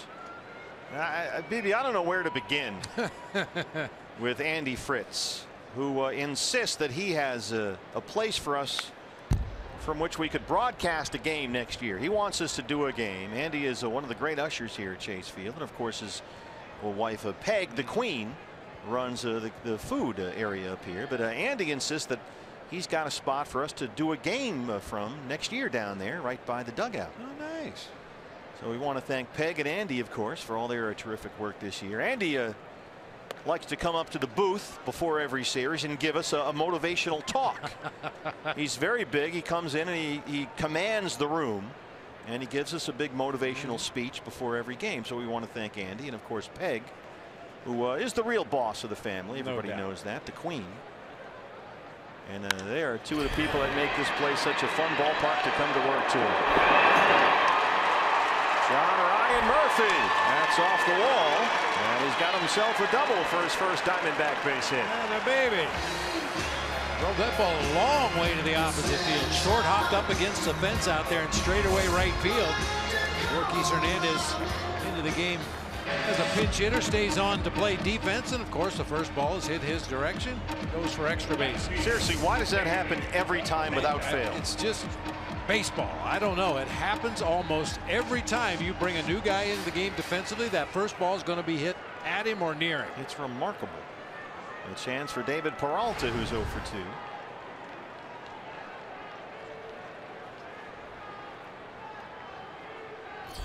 Did you get any kind of inspiration or message from Andy's pregame pep talk today? Not even a little bit. Yeah, that's usually the way it goes. Well, and Andy's one of the last guys we usually see on our way out. You know, as he walks back along the concourse to head out of here, he yells up at the booth, and Andy's one of the last guys we see when we leave the ballpark every night. And Peg, of course, is here late, early every day, getting all the food ready in the press area. And they are great. The Fritzes, Peg and Andy, great baseball fans, because if you go to a fall league game this year, I guarantee you, you will see Peg and Andy. I see them at fall league games all the time. So they're great baseball fans and a great part of our Chase Field family here. 0-2 on Peralta. Well, really, our entire guest relations staff here at Chase Field. I mean, you know, we have some guests come up to the booth from time to time, and boy, it's never an issue. People always enjoy their time here at Chase Field, and a big part of that is the people that work here at the ballpark. All the folks with facilities, Russ Amaral and Jim White, Brian White. Those guys all help out, make sure everything is where it needs to be in the underbelly of the ballpark, dealing with everything they have to deal with. Russ and Jim and Brian, our thanks to them. Way up in the air, shallow center, Span coming in. Crawford drifting out there. It'll be Span who makes the leaping catch. 1 out in the 6th. Ketel Marte now. Trying to get Murphy home from second after the leadoff double. Ketel doubled and tripled himself last night. He drove in 2 runs.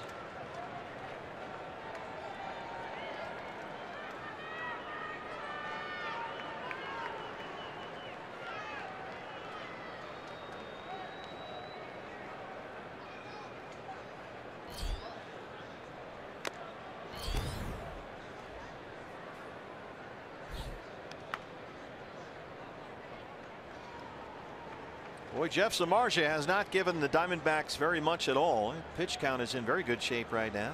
5 1/3, 74 pitches. Just 1 run on 3 hits. The Lamb homer. He's walked 1. He's got 4 strikeouts.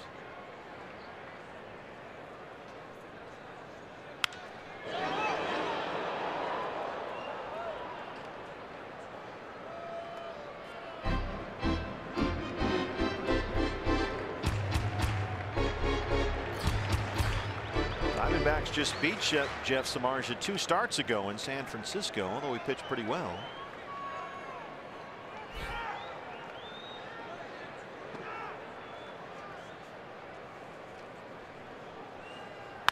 High in the air, deep right center field. Yorkis Hernandez to Aaron Span, and Span has it under the home run porch as Murphy tags and goes to third.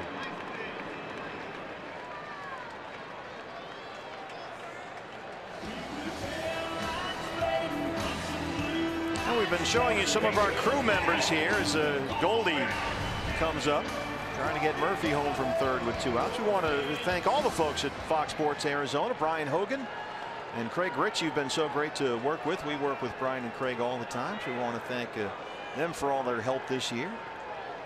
Mike Conley and Ron Graulich in LA, of course.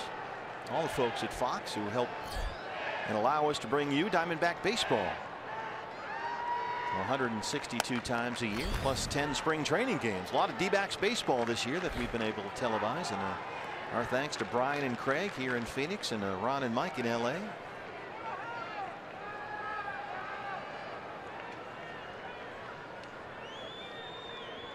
Goldie down 0-1. He's already struck out twice.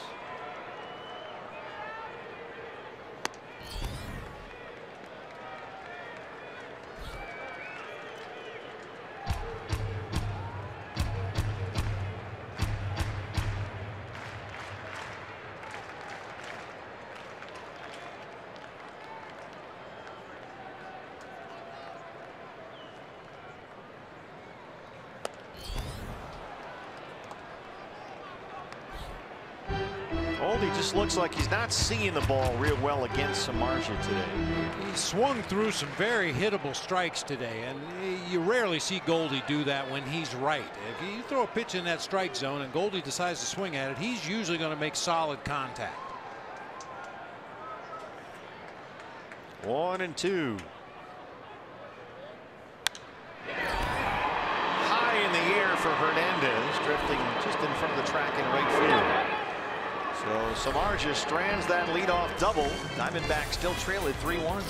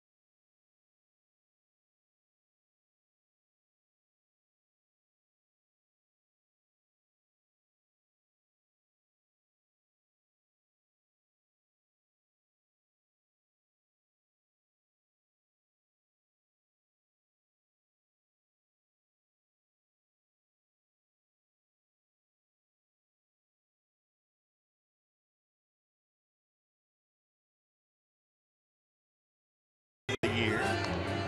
Before we get to the postseason, Diamondbacks are in. They will host the wild card game here 1 week from tonight. Next Wednesday, October 4th. Tickets sold out for that game in 1 hour, but you can still get a seat. Guarantee yourself, in fact, a postseason seat for this year when you become a Diamondbacks season ticket holder for next year. If you buy today 2018 D-back season tickets, you guarantee yourself a seat for the wild card game coming up next Wednesday and division series games. Call 602-462-4600 or log on to dbacks.com/season tickets. Ryder Jones 0 for 2. The third baseman leads off the 7th against Jake Barrett. Hey, partner, congratulations in order to a former Diamondback. Ender Inciarte with the Braves got 200 hits. Wow. First Atlanta Brave to do that since Marquise Grissom back in '96. Diamondbacks have the shift on for Ryder Jones. Pitcher spot up next. They're ready to pull the plug on Samardzija. Orlando Calixte will hit for the pitcher.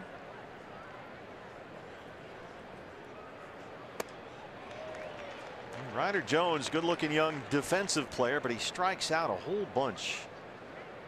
0 for 2 so far. He's popped up, flied out. He struck out 23 times in his last 42 at bats. That's a whole bunch of swing and miss. Just 5 hits his last 42 times up.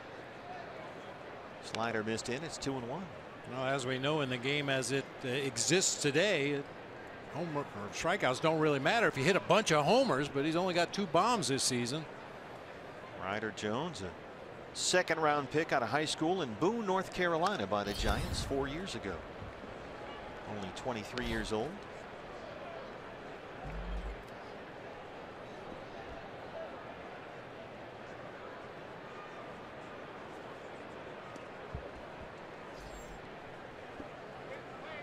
Here's Calixte. He will hit for the pitcher, Samardzija.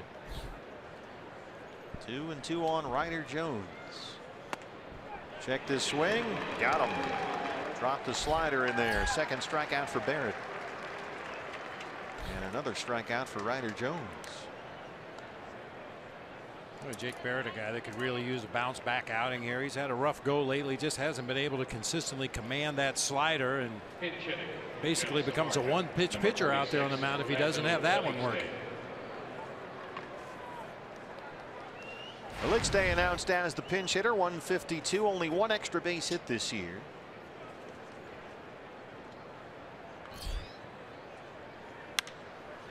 Jumps on the first pitch, hits it in the air to left center. Pollock and Peralta. David's got it, 2 outs.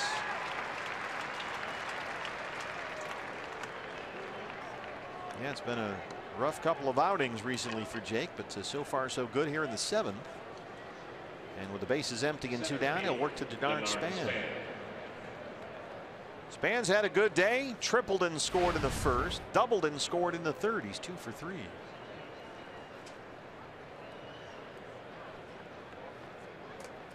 So Jeff Samardzija goes 6 innings today, gets up only 1 run on 3 hits. He walked 1, he struck out 4.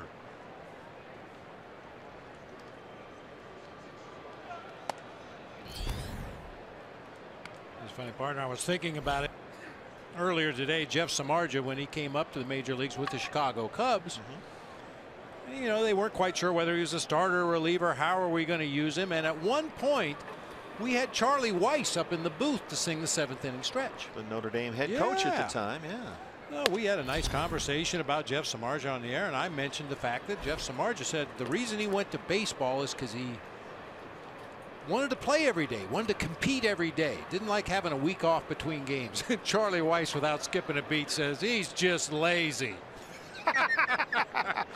He doesn't like to practice.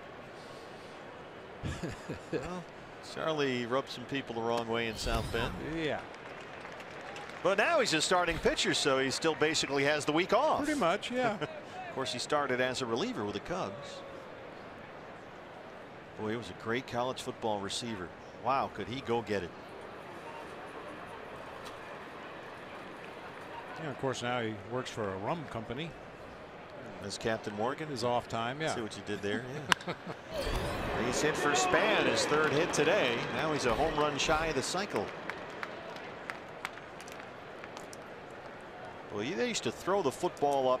Samardzija be surrounded by 3 defensive backs. He just pull that football in there. Well, he's a big, tall dude. He's got huge hands, great wingspan. You could certainly see why he would be a great receiver. Yeah.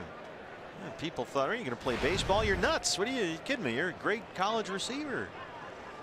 Well, he's had a terrific major league career as a pitcher. I think he made a good choice.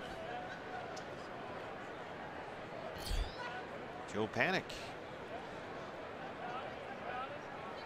Well, the Giants certainly invested. I mean, it was a $90 million free agent contract that Samardzija got. So in the end, at least financially, certainly made the right decision.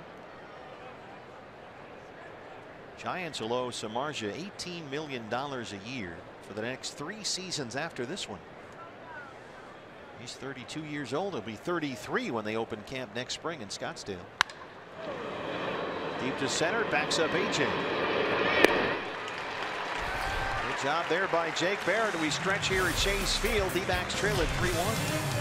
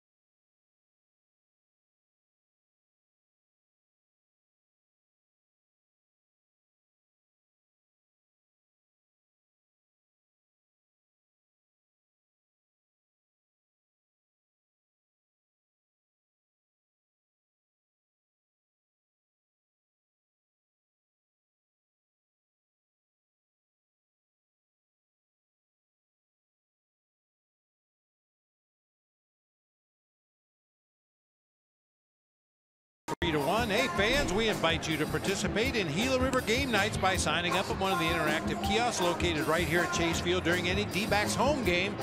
That's right, they're going to do it in the postseason as well. So sharpen up your match game skills and come on out to the ballpark.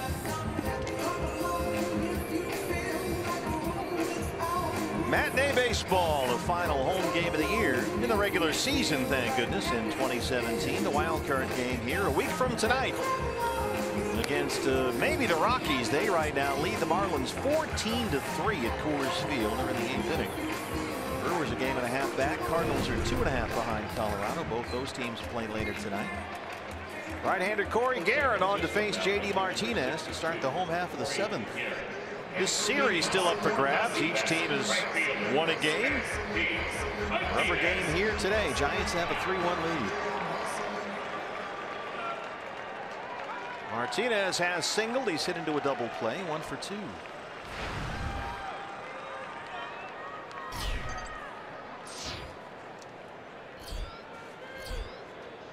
Seems like Corey Garrett pitches against us in every game.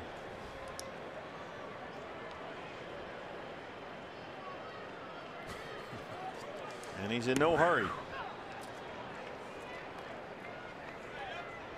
Boy, if MLB does institute that pitcher's clock, Corey Garrett's career may be over. Well, he's had a very good year. The numbers are terrific. A 2.05 ERA. He's done a good job. Yeah. Good stuff. Just takes him a while to decide he wants to throw it. Yeah, it's too long. And you know, in all the fall league games I've been to with a pitch clock, it just looks so weird to have it out there, but you forget it's there almost instantly, and it almost never comes up. Right. Time him here. The only time in all the fall league games I went to where it was a real problem was the first pitch of an inning, where the pitchers would really almost forget it was there, and they'd be reminded when the umpire would suddenly scream ball 1 without having thrown a pitch. But yeah, this is right here, the set where it gets you. And we've talked about this in the past. With nobody on base and the batter in the box, the pitcher is supposed to deliver the next pitch within 12 seconds. Now, a lot of times the hitters will stand out of the box like J.D. Martinez just did and take his deep breath and do his thing before getting in the box. But if you want to counteract Corey Garrett, don't leave the batter's box. Which would also, by the way, speed up the game. Yeah, that too. And see how long he takes when he sets sometimes. He varies it, of course, trying to mess up the timing of the hitter. But boy, sometimes it's just way too long. Yeah, and he's going to go through his whole thing here. Yeah, it's like you said, it's just that last bit after he comes to the set position and just stares at the catcher's glove. I mean, there's an old saying in poker, isn't it? Poker, you think long, you think wrong. You know, you get your cards and make your bet. Let's go. Right here at the belt is where he really gets you. Anytime you're ready, Corey. Yes, he went. Nick Marley brings up Martinez. But you can't argue with the results. He's had a terrific year, Corey Garrett. Here's Jake Lamb, who homered his last time up, his 29th of the year. That tied his career high. Love to see Jake get to 30. Just finish up with that nice round number. Go ahead and do it right now. Get it out of the way. 103 RBIs, already a career high for Jake.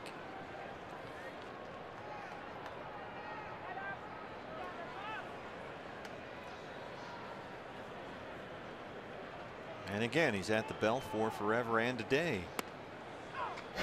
Change up the strike. This was Jake Lamb to lead off the 5th against Jeff Samardzija. Came on an 0-2 pitch. Got a fastball down and in that actually tailed right back out over the plate where Jake likes it. Line drive homer over that wall and right. And the scramble for that baseball was one of the highlights of the year.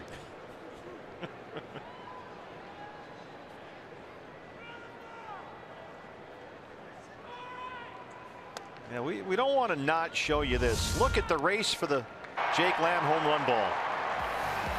This is like Pamplona running of the Bulls. Oh, man down. It's still loose. And the giant dude got it. Well played, my friend. Well played. Yeah, see the guy in the back. That's why I don't wear flip-flops. Well, we know the real reason. Well, for that too, but he was afraid he was going to lose his shoe as he was pursuing that ball. Went down to the ground after that horrible clipping penalty. And lost his flip-flops. You let guys wear flip-flops on the planes, right? When you were the manager? No, no, no. That was a rule, right? They had to wear shoes in the shower. Just don't let me see your feet. I don't want to see your feet, please. 1-2. It's been a while since I've gotten a text message from Bob Melvin with a picture of his feet. He does it, you know, once a month. The best jokes are always funny. You just text him a picture of a clown and you're fine. Yeah, even. Terrifies him. You got to get him to go see that It movie. Ooh. I don't think that'll happen. How about that? Rodrigo took his kids to see it. He said it was funny.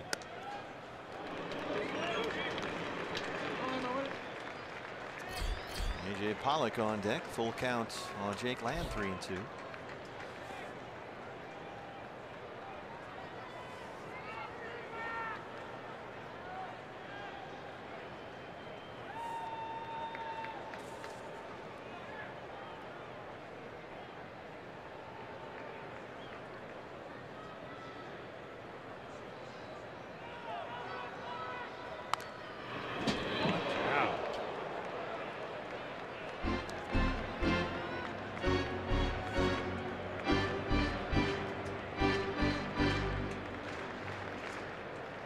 That's hard to do. Jake actually fouled that ball directly behind him. You see our Fox Sports camera back there in the background. He very nearly hit the camera. Jimmy's going to be hiding again down there.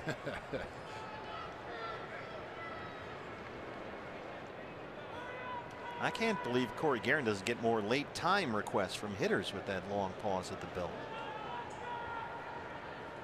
Didn't wait all that long that time, and he loses Lamb, a one-out walk.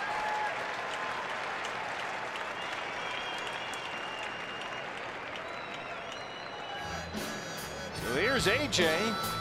Tying run at the plate, 1 out in the 7th. He's 0 for 2.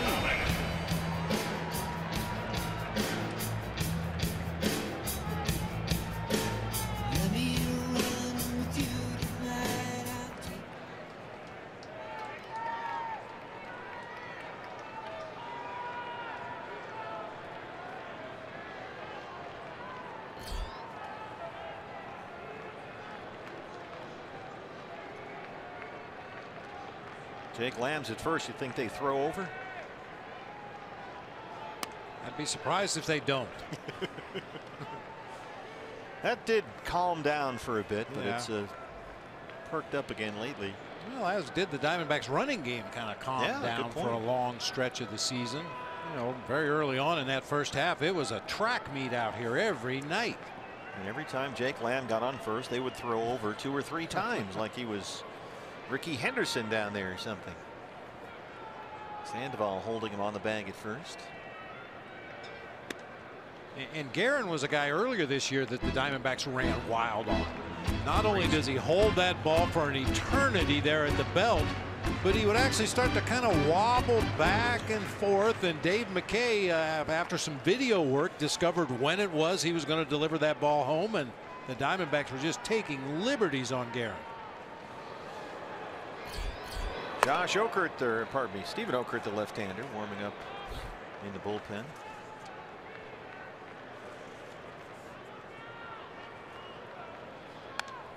That's fouled back, and it's 1-2. Slider there from Corey Guerin.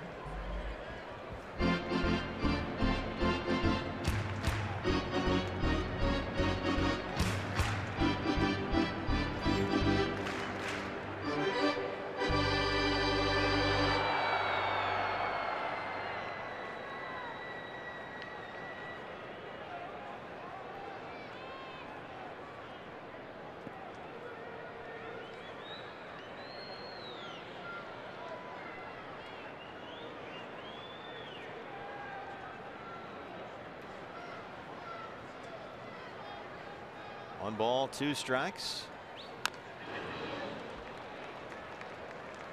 You know, partner, you mentioned the Rockies Putting a whipping on the Fish today in Colorado, 14-5 in the top half of the 8th inning. And we speculated about Giancarlo Stanton at Coors Field. How'd he do?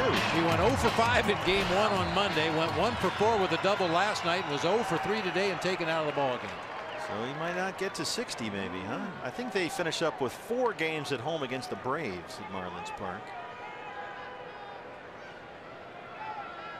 That'll help Goldie's MVP case if he doesn't get to 60. Don't want voters to see that number. Hundley hangs on to the foul tip, and Guerin gets his second strikeout.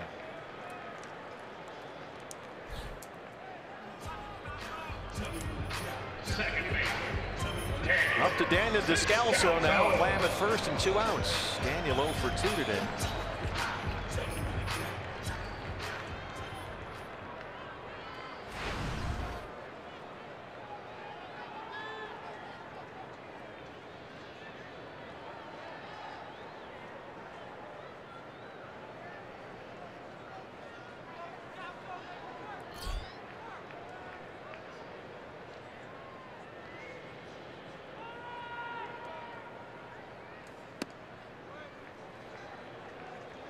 Pitcher spot is up next for the Diamondbacks. Ray Fuentes in the on-deck circle. Ray's got a couple of pinch hit home runs this year.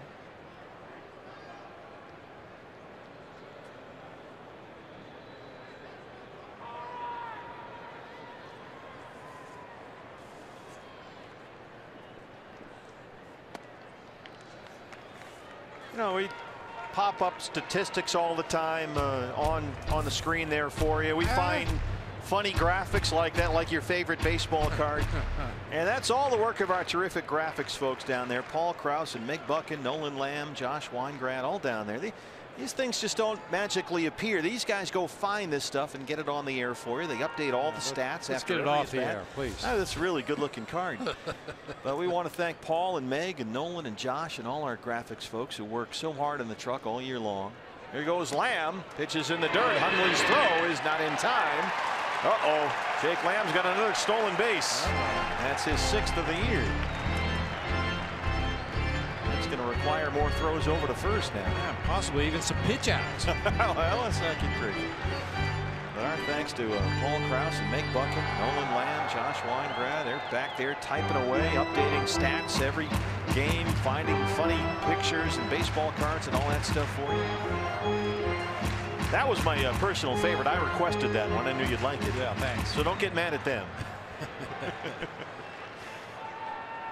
3-0 on Descalso. See, in today's selfie culture, that never would have made a baseball card. You know, people take a picture and they look at it up, not good enough. Take another one, take another one, take another one. Until you find one you like. Now, actually, now that you've said that, I can't believe that no player has used a selfie as his baseball card. Now, that's next level thinking by you.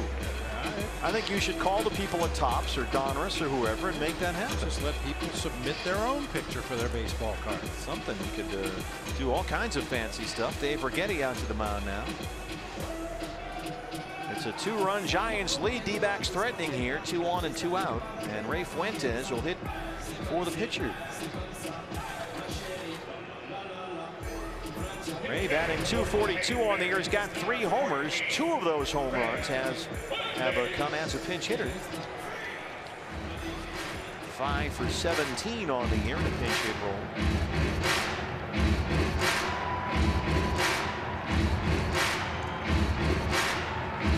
So the tying runs are aboard with 2 down in the 7th.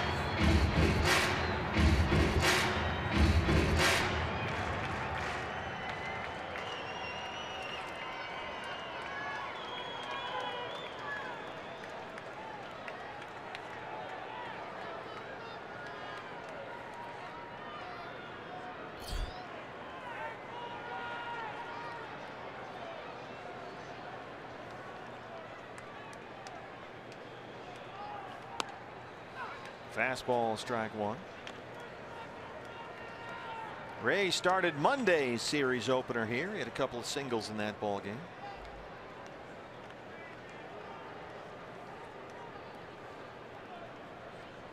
Jake Lamb at second. Daniel Descalso at first, 2 outs.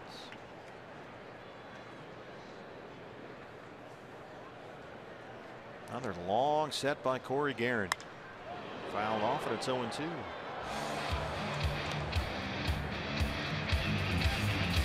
Catcher John Ryan Murphy on deck, waiting to hopefully get a chance here. Here's John Ryan, who doubled his first time up today. Got his first D-backs hit, a double off the wall and right. Lamb at second. Descalso at first is the tying run.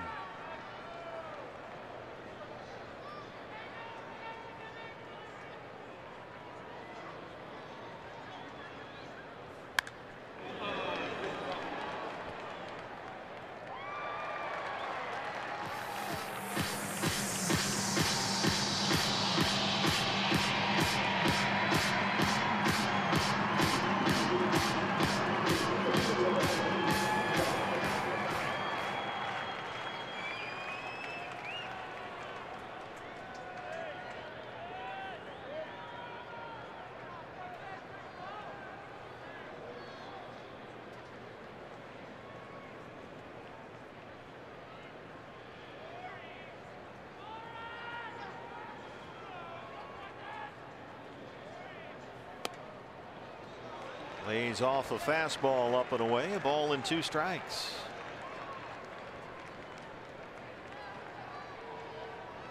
D-backs lead the season series with the Giants 11-7. They're 7-2 against San Francisco here at Chase Field this year. Now Nick Hundley wants a word.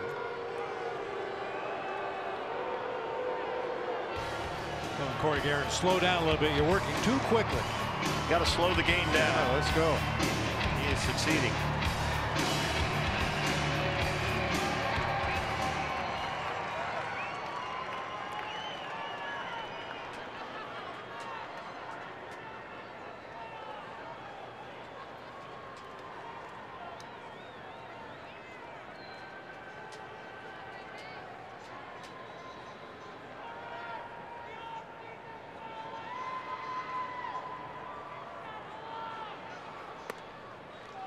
Another fastball missed, and Ray is back even, 2 balls and 2 strikes. Good. Let's see that count go full. Get those runners in motion in a full count 2-out situation. Get something in the gap, you could tie the ball game.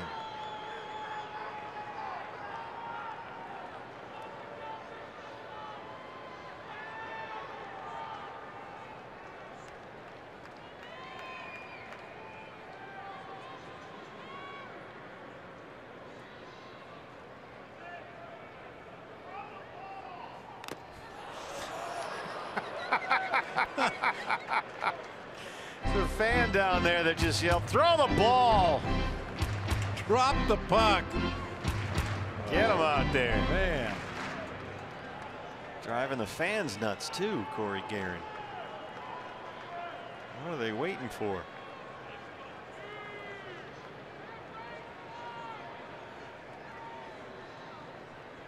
Nick Hundley's going through the hand signs and the fingers. He's got 2 sets of signs there.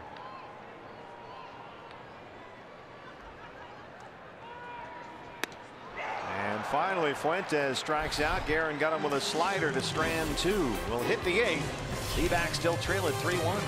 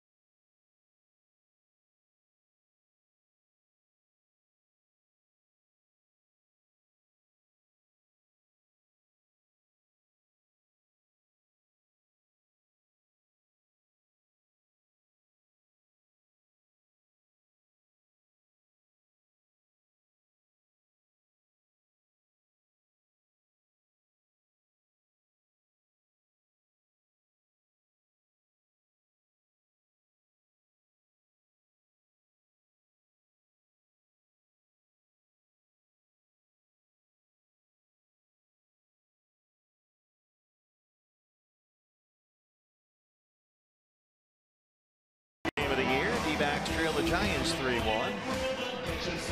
Our State Farm morning combo.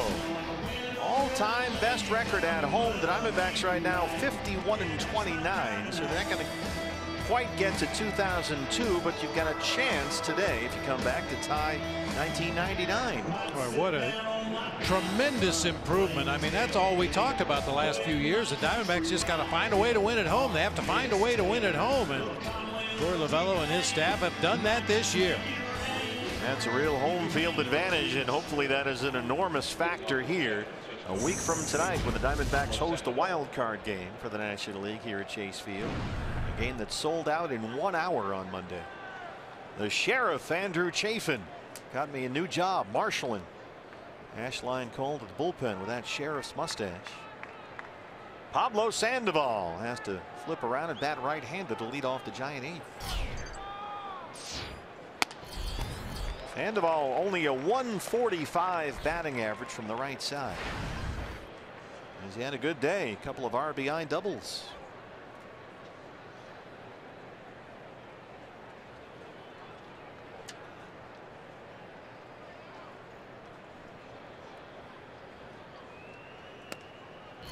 Been watching the whole game. You know, Denard Span has had a good day. Span, who's batting leadoff, has tripled, doubled, singled, so he's a home run shy of the cycle. The last Giant to hit for the cycle was Pablo Sandoval. How about that? Back in September of 2011.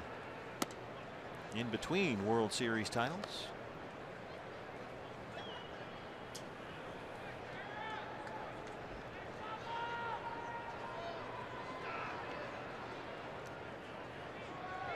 All the Giants who have hit cycles, Willie Mays and Barry Bonds not on the list.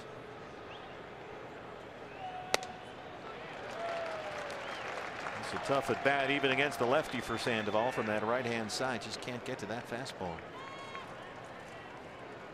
Jeff Kent's hit for the cycle. Chris Spire, yeah, hit for the cycle. Candy Maldonado, Dave Kingman, Jeffrey Leonard, Jimmy Ray Hart. Jimmy Ray Hart. But no Mays, no Bonds on the list of Giant cycles. Full count on the Panda 3-2. In lieu of a stinking single or double, they probably hit 3 home runs. Yeah, probably. Crawford on deck.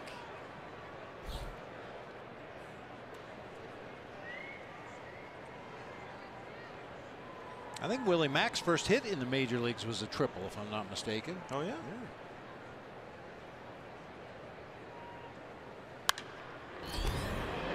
Foul ground. Goldie will give it a look, but it's in the seats. And Willie Mays, when he first came to the major leagues, he went to his manager Leo Durocher and asked to be sent back to the minor leagues. He was 0 for 22, 0 for 24, something like that to start his career, and just really having a hard time at the major league level, and went to Leo and said, "I don't think I can play here, Mr. Leo." And Leo Durocher said, "Just be patient, kid. It'll work out. Don't worry about it." Well, those two were very close from everything I've read. Leo Durocher and Willie Mays.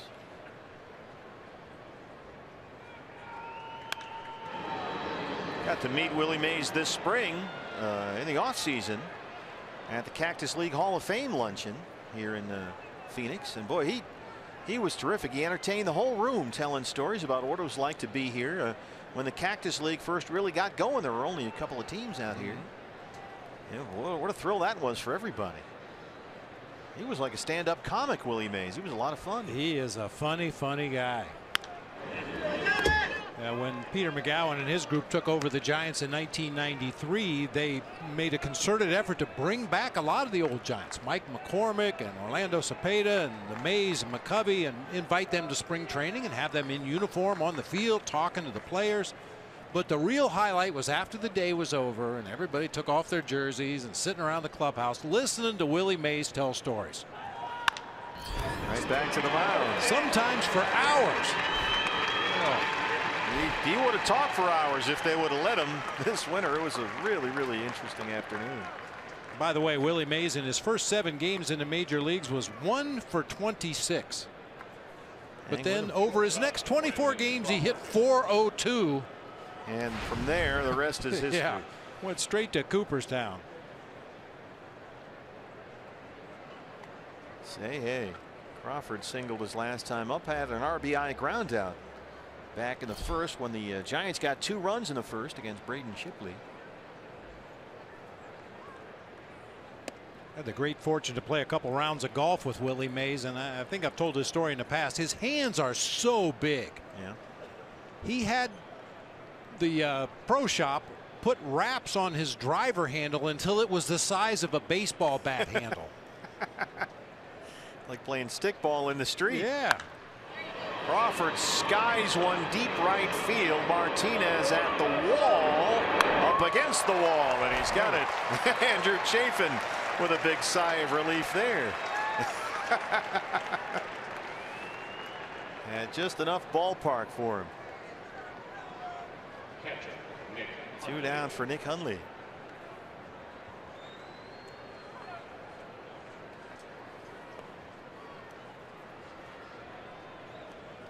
Hundley homered here Monday.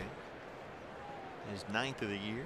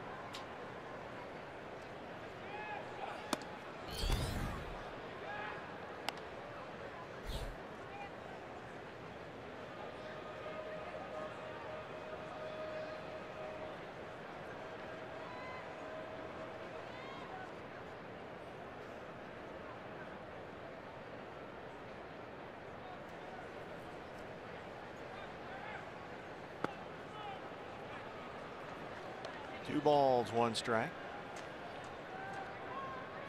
Now we've talked about Nick Hundley seemingly getting a cookie every at bat. By that we mean either a breaking ball that's up in the zone or a fastball that's right down the middle of the strike zone. So far today the D-backs have been able to avoid that cookie.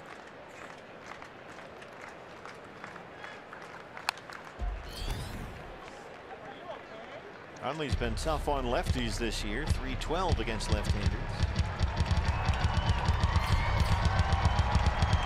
Giants 2 innings away here from guaranteeing that they'll avoid a 100-loss season, so they really play this one like a playoff game for them. They don't want to lose 100. If they can win today, they'll guarantee themselves no more than 99 losses this year.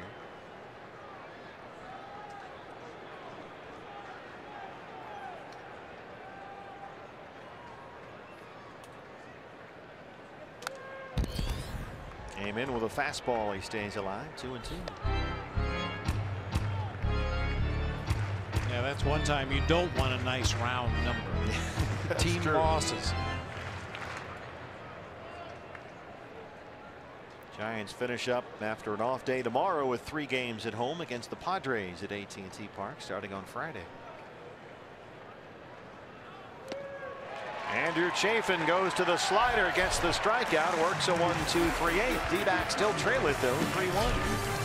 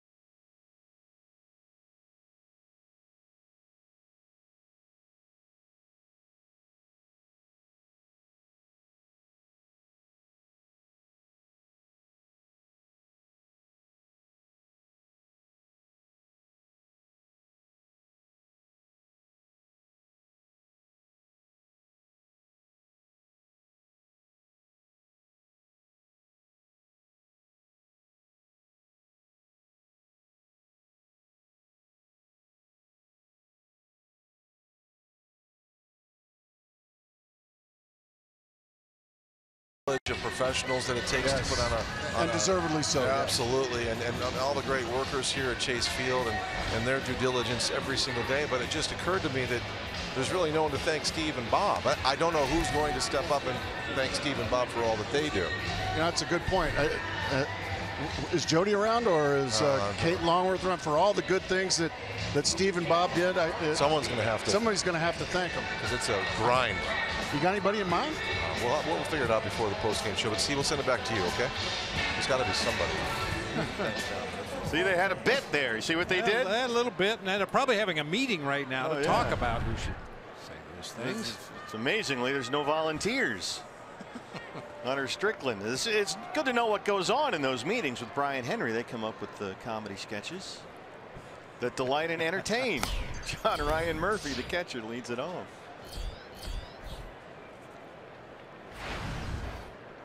Todd's just mad because we make fun of the garage. That too. The big ball of string that we know is in there. There's Brian thinking of something else to do for postgame. That's skying toward the seats, and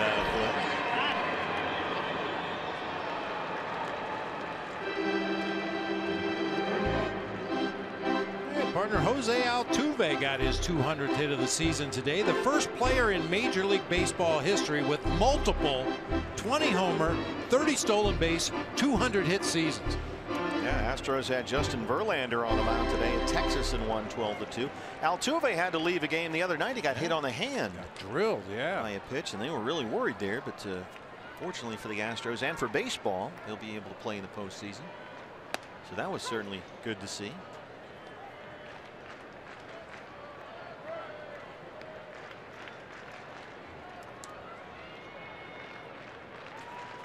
John Ryan Murphy last time up, his first base hit as a Diamondback. He doubled off the wall in right field. Up there now against Hunter Strickland, the right-hander. And he strikes out on a curveball.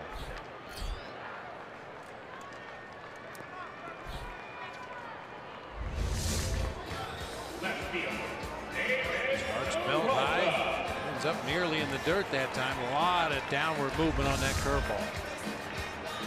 Chance for David Peralta. Freight train 0 for 3 today.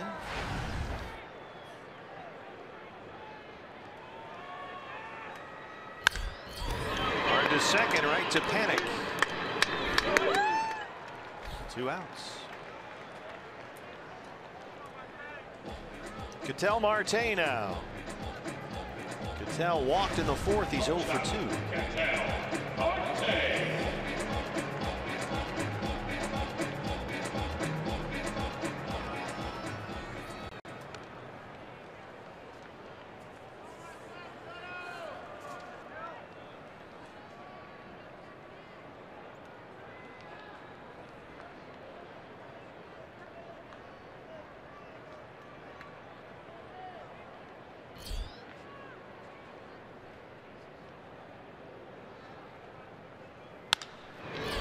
Base hit. He rolls it into right center. 2-out single for Marte, and that'll bring up Goldie.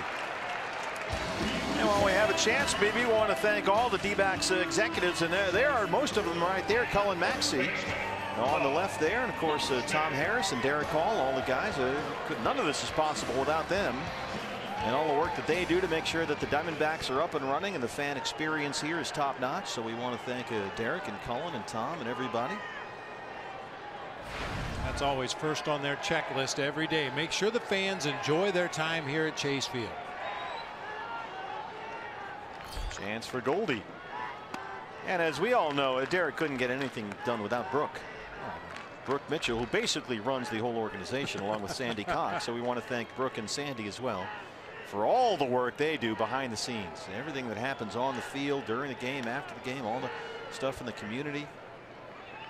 Brooke and Sandy make sure that happens the way it's supposed to with Tom and Cullen and Derek and everybody.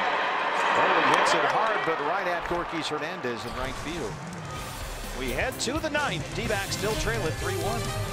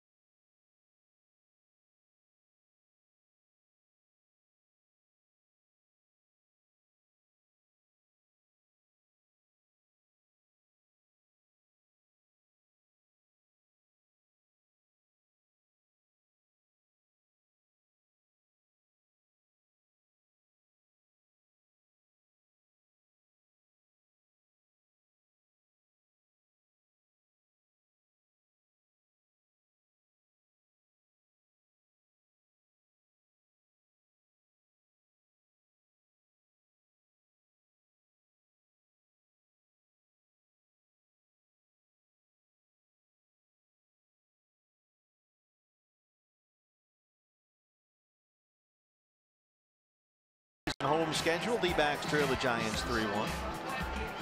And Jared Parker will lead it off against the left-hander Andrew Chafin. J.J. Hoover, the right-hander, warming up at the Diamondback bullpen. So it looks like Chafin will get one batter here in the ninth. And then if you want to, you could bring in Hoover to face Gorkys Hernandez, the right-hand batter who's on deck. Parker 0 for 3, has struck out twice today.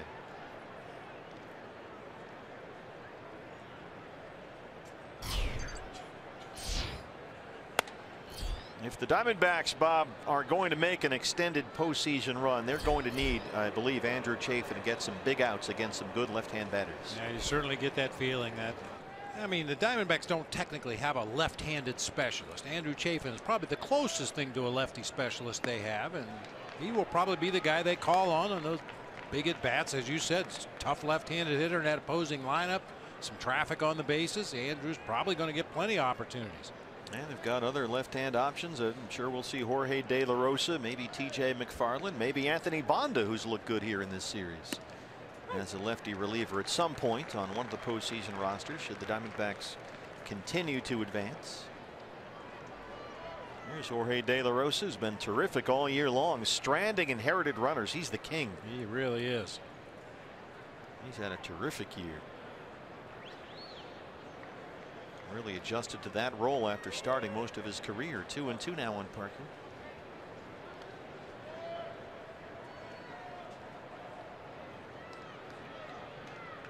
Gorkys Hernandez, the on-deck hitter. Hoover ready in the bullpen.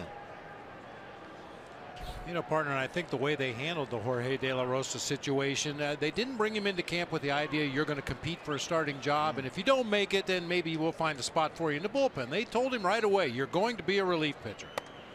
And that's 1 year after he had been the Rockies opening day starter. It wasn't like he was a fifth starter someplace. He started opening day here in this ballpark last year. Yeah, you're right. And to his credit, he didn't squawk about it. He didn't make a stink about it. He just says, well, whatever you need, I'll do it. And he's been outstanding out of that bullpen this year. Terrific signing by the front office. Called strike 3. Stuck that slider through the front door, and Corey Blazer said, yep, that was a strike. Parker still barking about it. He's going to get run if he's not careful. Third time Parker has struck out today, and here comes Torey Lovullo, like we thought we might see, ready to bring in Hoover to face the right-hander Hernandez.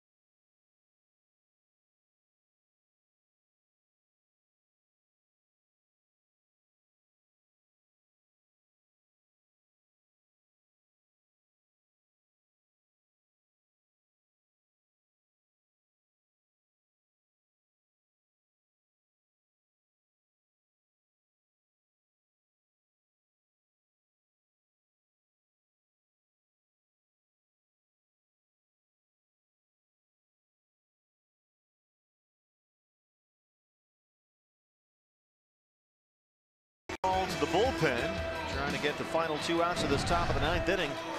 JJ's 51st appearance of the year, 4.08 ERA. The scheduled hitters are Gorkys Hernandez and Ryder Jones for the Giants. Base is empty, 1 out. Hernandez last time up lined into a double play out to left field. Brandon Crawford was doubled off second base.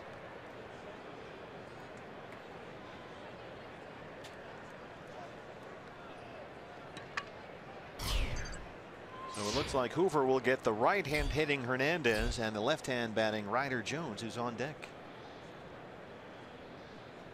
No one warming up with the D-back bullpen. That's been a new twist lately for J.J. Hoover. That overhand curveball. He's basically a sinker slider guy. Has been his entire career, but the last couple of outings we've seen him break out that slow curveball from time to time.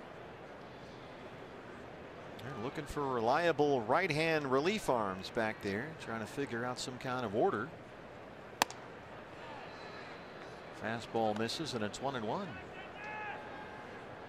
Trying to figure out who's the guy that you trust the most. Is it Hoover or Hernandez or Sherfy? That's where they've really missed Randall Delgado this year. Silvino Bracio's looked good lately.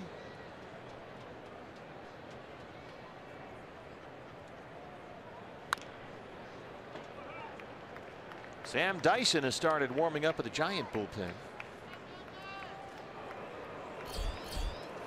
Giants need this one to avoid 100 losses, so this is one they'd like to cross off the list heading into their final series of the year against the Padres in San Francisco. Dyson lately has been working mostly in non-save situations. 2-2 on Gorkys Hernandez.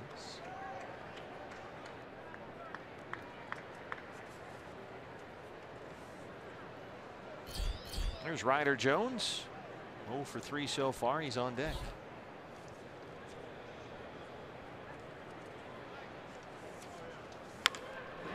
Throws the bat at the ball and it's foul.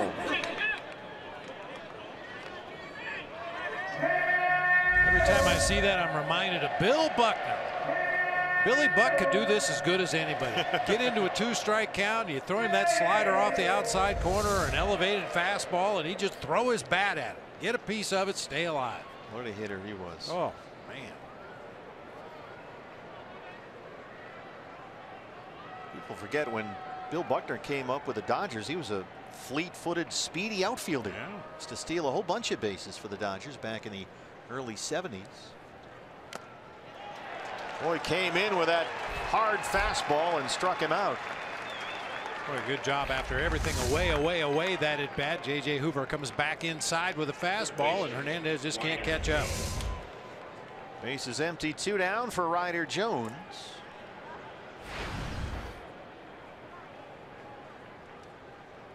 D-backs will put the shift on. Marte, the shortstop, goes over to the first base side of second.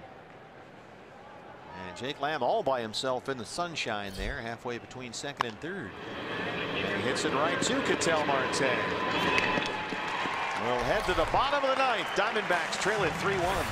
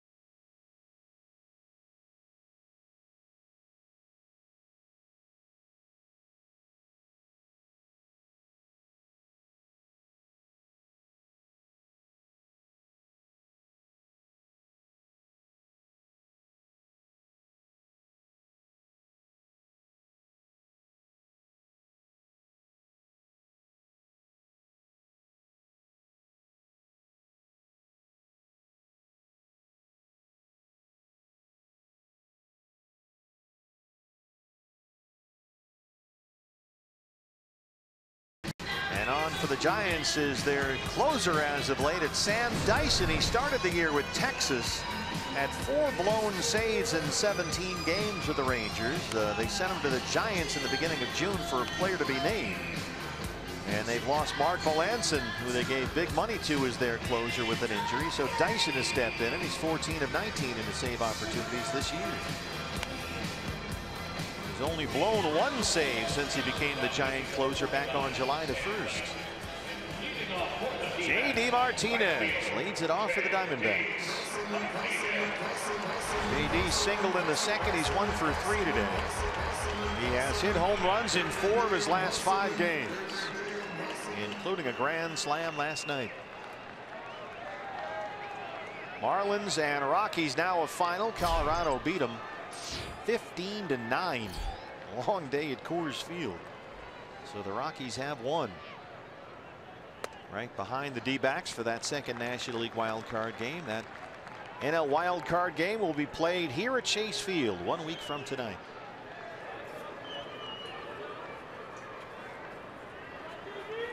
Rockies' magic number for clinching that wild card spot is 3. Brewers and Cardinals are right behind. Milwaukee and St. Louis both play later tonight. Cardinals have Michael Waka Waka on the mound against the Cubs' John Lackey at Busch Stadium. Brewers hosting the Reds at Miller Park. Fernando Rodney, who needs one more save for 40, will start to think about maybe throwing down there in the Sanderson Ford bullpen.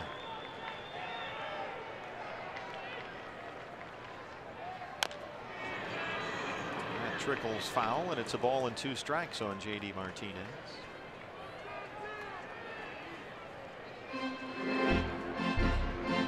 J.D. has base hits and RBIs in 5 consecutive games. He's got his hit today. He could use his run batted in to keep that streak alive.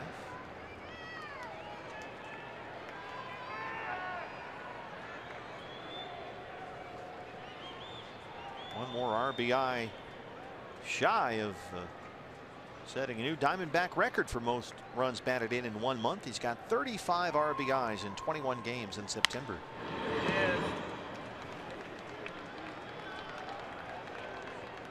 Tied with Gonzo for the most RBIs in 1 month by a Diamondback. Jake Lamb on deck.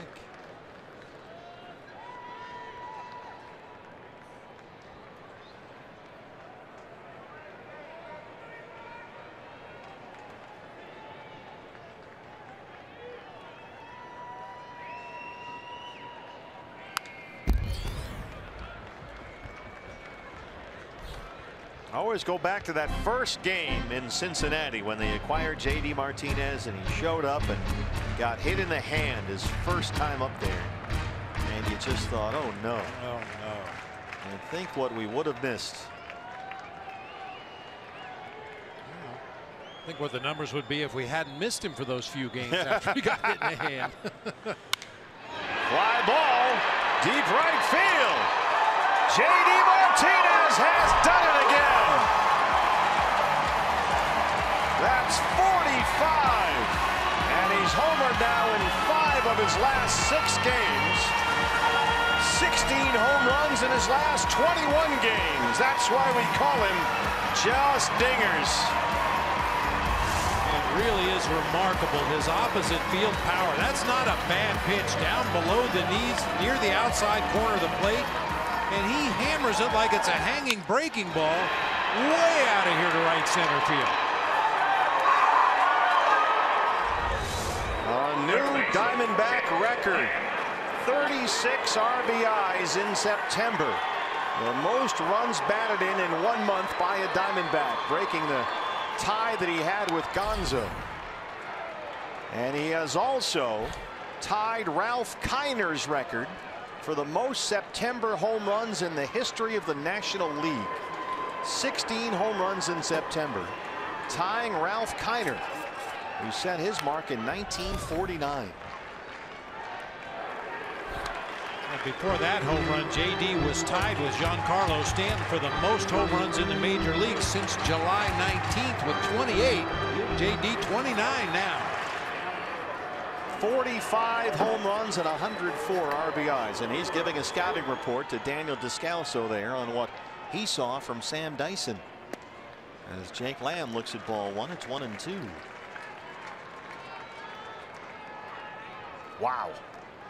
It has been amazing. It really has been. I mean, I've been around this game my whole life, and I don't know if I've ever seen a hitter in a streak like J.D. Martinez has been in for the better part of 2 months. Just remarkable. Jake Lamb reaches down and pokes it into left. And he's the tying run.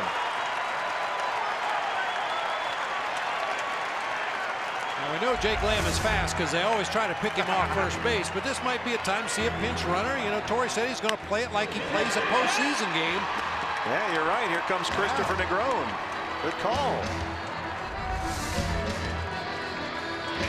So Negron will run for Lamb. Really good day for Jake. A homer, a walk, and a 9th inning single there. So Negron is the tying run at first with no outs, and the hitter is A.J. Pollock. A.J. today 0 for 3.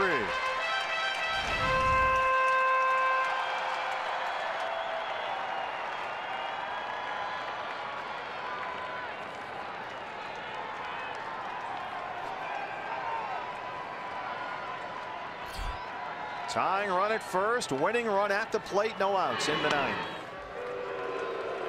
Another one-run game here at Chase Field today. You think back to the beginning of the season, the Diamondbacks were 17-7 in one-run games through June 27th, and they hit a bit of speed bump to the middle of August. They went 3-12 in one-run games, but over the last 34, they've turned it around. 8-2 in one-run games once again.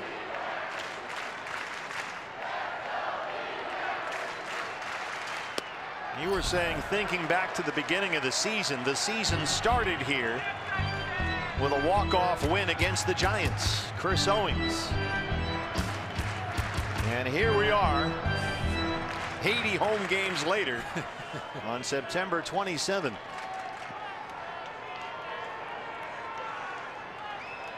There's CO. Had that single, dropped it into right field for a walk-off win against San Francisco on opening day. 1-1 on AJ. Looked a little something like this off Mark Melanson. A walk-off win on opening day. That's the way to get it started, and what a joyride it's been. 90 wins later, here we are.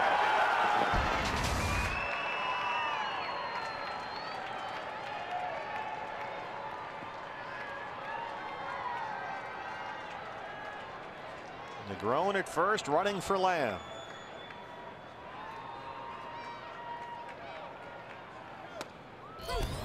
Fastball away, called a strike by Corey Blazer, and it's 1-2 on Pollock. Looked to be off the plate away. Oh my. Ouch.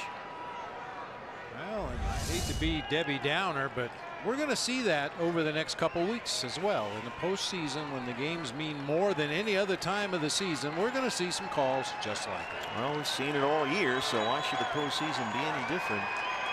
1-2. Base hit. That's headed for the right field corner. Negron in for third. A home run and 2 singles open up tonight against Dyson. Tying runs at third, winning runs at first, and the batter is Daniel Descalso.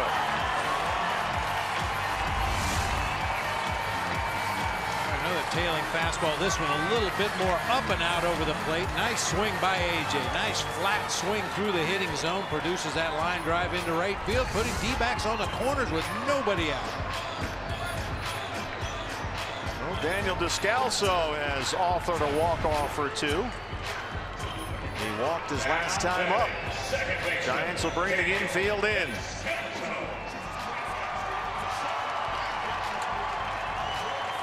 Pitcher spot is up next. Jeremy Hazelbaker. Left-hand batter is out there in the on-deck circle. Descalso the hitter. Negron is the tying run at third. Pollock is the winning run at first.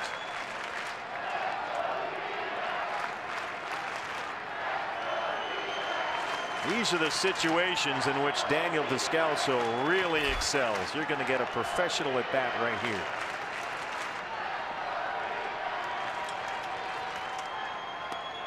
We've seen Daniel twice this year send us off. Walk-off winners into the pool off the Rockies' Jordan Lyles earlier this year. The walk-off homer.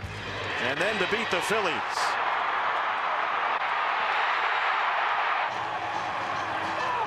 A pair of walk-offs for Daniel Descalso in his first season as a Diamondback. He's ahead 1-0.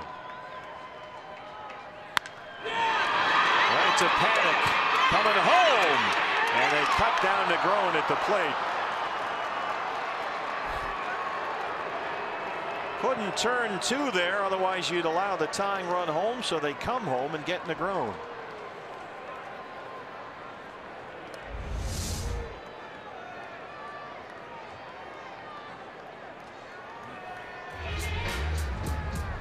Looks like they may have gotten it right there. Might as well take a look. You can see Torrey just, yeah, what the heck? Raised his palms in the air. No need to save the challenge or anything like that. Not now. We're in the 9th inning. So here comes the crew chief Jeff Nelson in from third. Checking in with Corey Blazer. What did you have? And they'll talk to New York.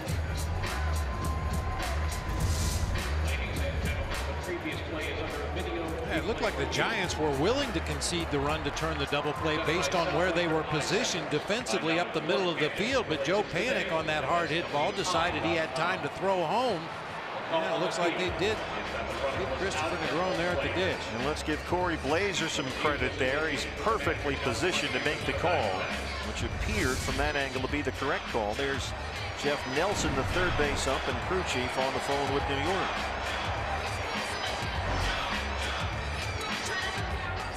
He is out at home. So now you've got Pollock at second. And Descalso at first with a 1 out. And Hazelbaker will hit for the pitcher.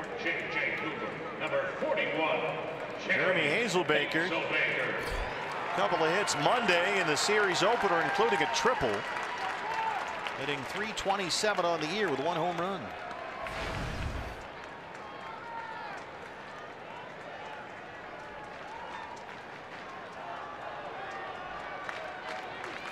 Pollock is the tying run at second. Descalso the winning run at first.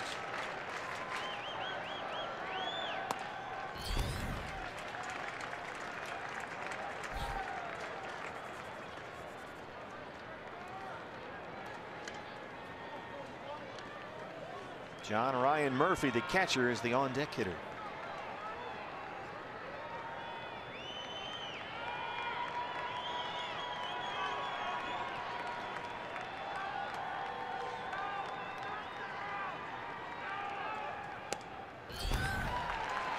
Fastball missed, and Dyson's behind 2 balls and no strikes. Well, this is the Sam Dyson that the Texas Rangers saw to begin this year. Dyson is 1-6 in Texas, 4 blown saves in 17 games before he was designated for assignment at the beginning of June.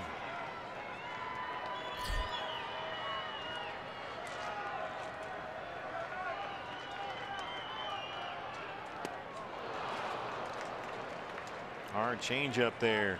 2-1. That's a Brinky-like changeup at 89.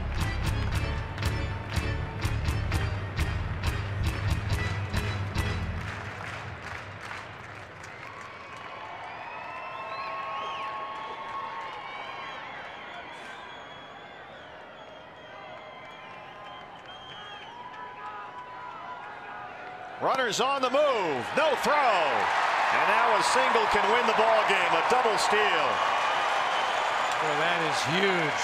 Takes the double play out of the equation here. Don't need a base hit now to tie the ball game.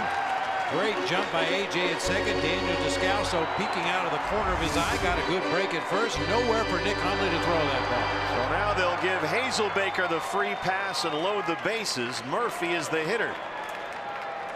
And a chance for John Ryan Murphy to write himself a nice little hero story here to end the home season. He doubled off the wall in right field in the 6th, struck out his last time up in the 8th.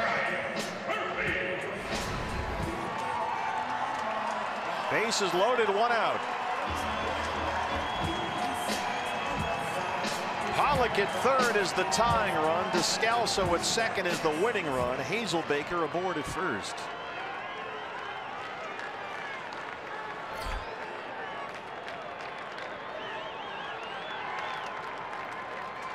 John Ryan Murphy, the catcher.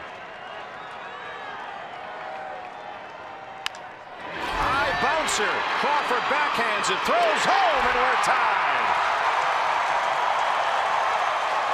Hit too high and hit too slowly for Crawford really to have a play. Did the only thing he could, and it's 3-3. That was actually a pretty heads-up play by Brandon Crawford, realizing there's no chance to turn two here. The only possibility would be to cut down that tying run, but just couldn't get enough on the throw, and the D-backs knotted up here in the bottom of the ninth. And the bases are still loaded for David Peralta. 0 for 4.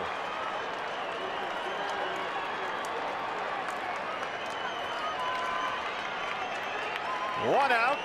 Winning run at third.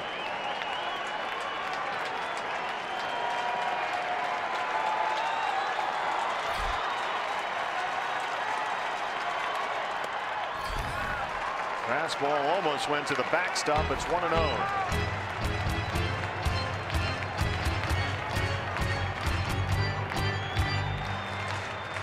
Descalso at third, Hazelbaker at second, Murphy at first. David Peralta has never had a walk-off hit in the big leagues. Fastball missed, 2-0.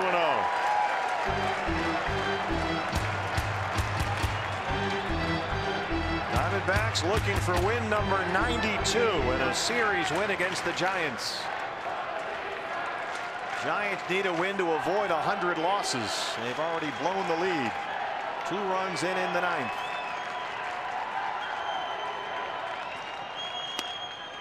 Ball 3.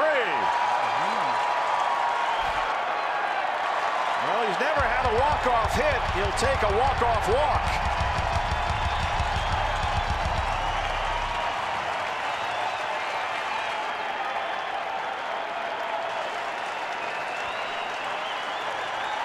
Three balls and no strikes to David Peralta. There's a strike, a fastball. It's 3-1. Well, and obviously in this situation, Daniel Descalso's run down there at third base is the only one that matters. But if you're John Ryan Murphy or Jeremy Hazelbaker, you want to get enough of a jump that you can beat a force play at that next base if you have to. 3-1 from Dyson. Ball 4. The Diamondbacks win it. A walk-off walk for win number 92 to close the home schedule in 2017. The D-backs get their 9th walk-off win of the year. It was awfully quiet throughout most of this ball game, but when the Diamondbacks needed it the most, the bats came alive, able to push across 3 runs here in the bottom of the 9th inning to take home a winner. The season started here on opening day with a walk-off win against the Giants. That time it was a Chris Owings single. And here on game 159, we close the home schedule with a walk-off walk against the Giants. It's David Peralta who gets the decisive RBI. What a way to finish up the home season here at Chase. We'll see you back here 1 week from tonight for the National League Wild Card game. Diamondbacks Live, presented by Century Link, set to go, and Gracie standing by with time. Steve, thank you, and I mean that, by the way. Thank you guys very much yes. for everything you did this year. You guys were outstanding. Absolutely. Thank you.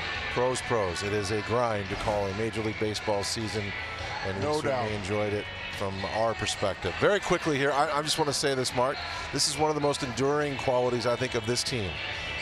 This was a sleepy afternoon here at Chase Field. Yeah. And look what happened in the 9th inning. They just did not lay down. Yeah, it was a bit of a yawner for 8 innings, and then that guy named Martinez, he kind of jump started it again. He hit another ball off his shoe tops over the swimming pool, and the Diamondbacks, that was the jolt that they needed. That was the lightning they needed. And once again, they walk off here at home. And how long were you going to sit at 3-0 if you're David Peralta? I was going to take the one pitch, and then on that pitch there, it was way out of the zone, but I'm hitting on that one. Okay, just wanted to get that straight. All right, we're going to reconvene in just a moment and come back with Diamondbacks Live. But as we go to a break, just a reminder of what winning is all about. The celebration. It really is the thrill of victory. And let's do one last look back to Sunday afternoon.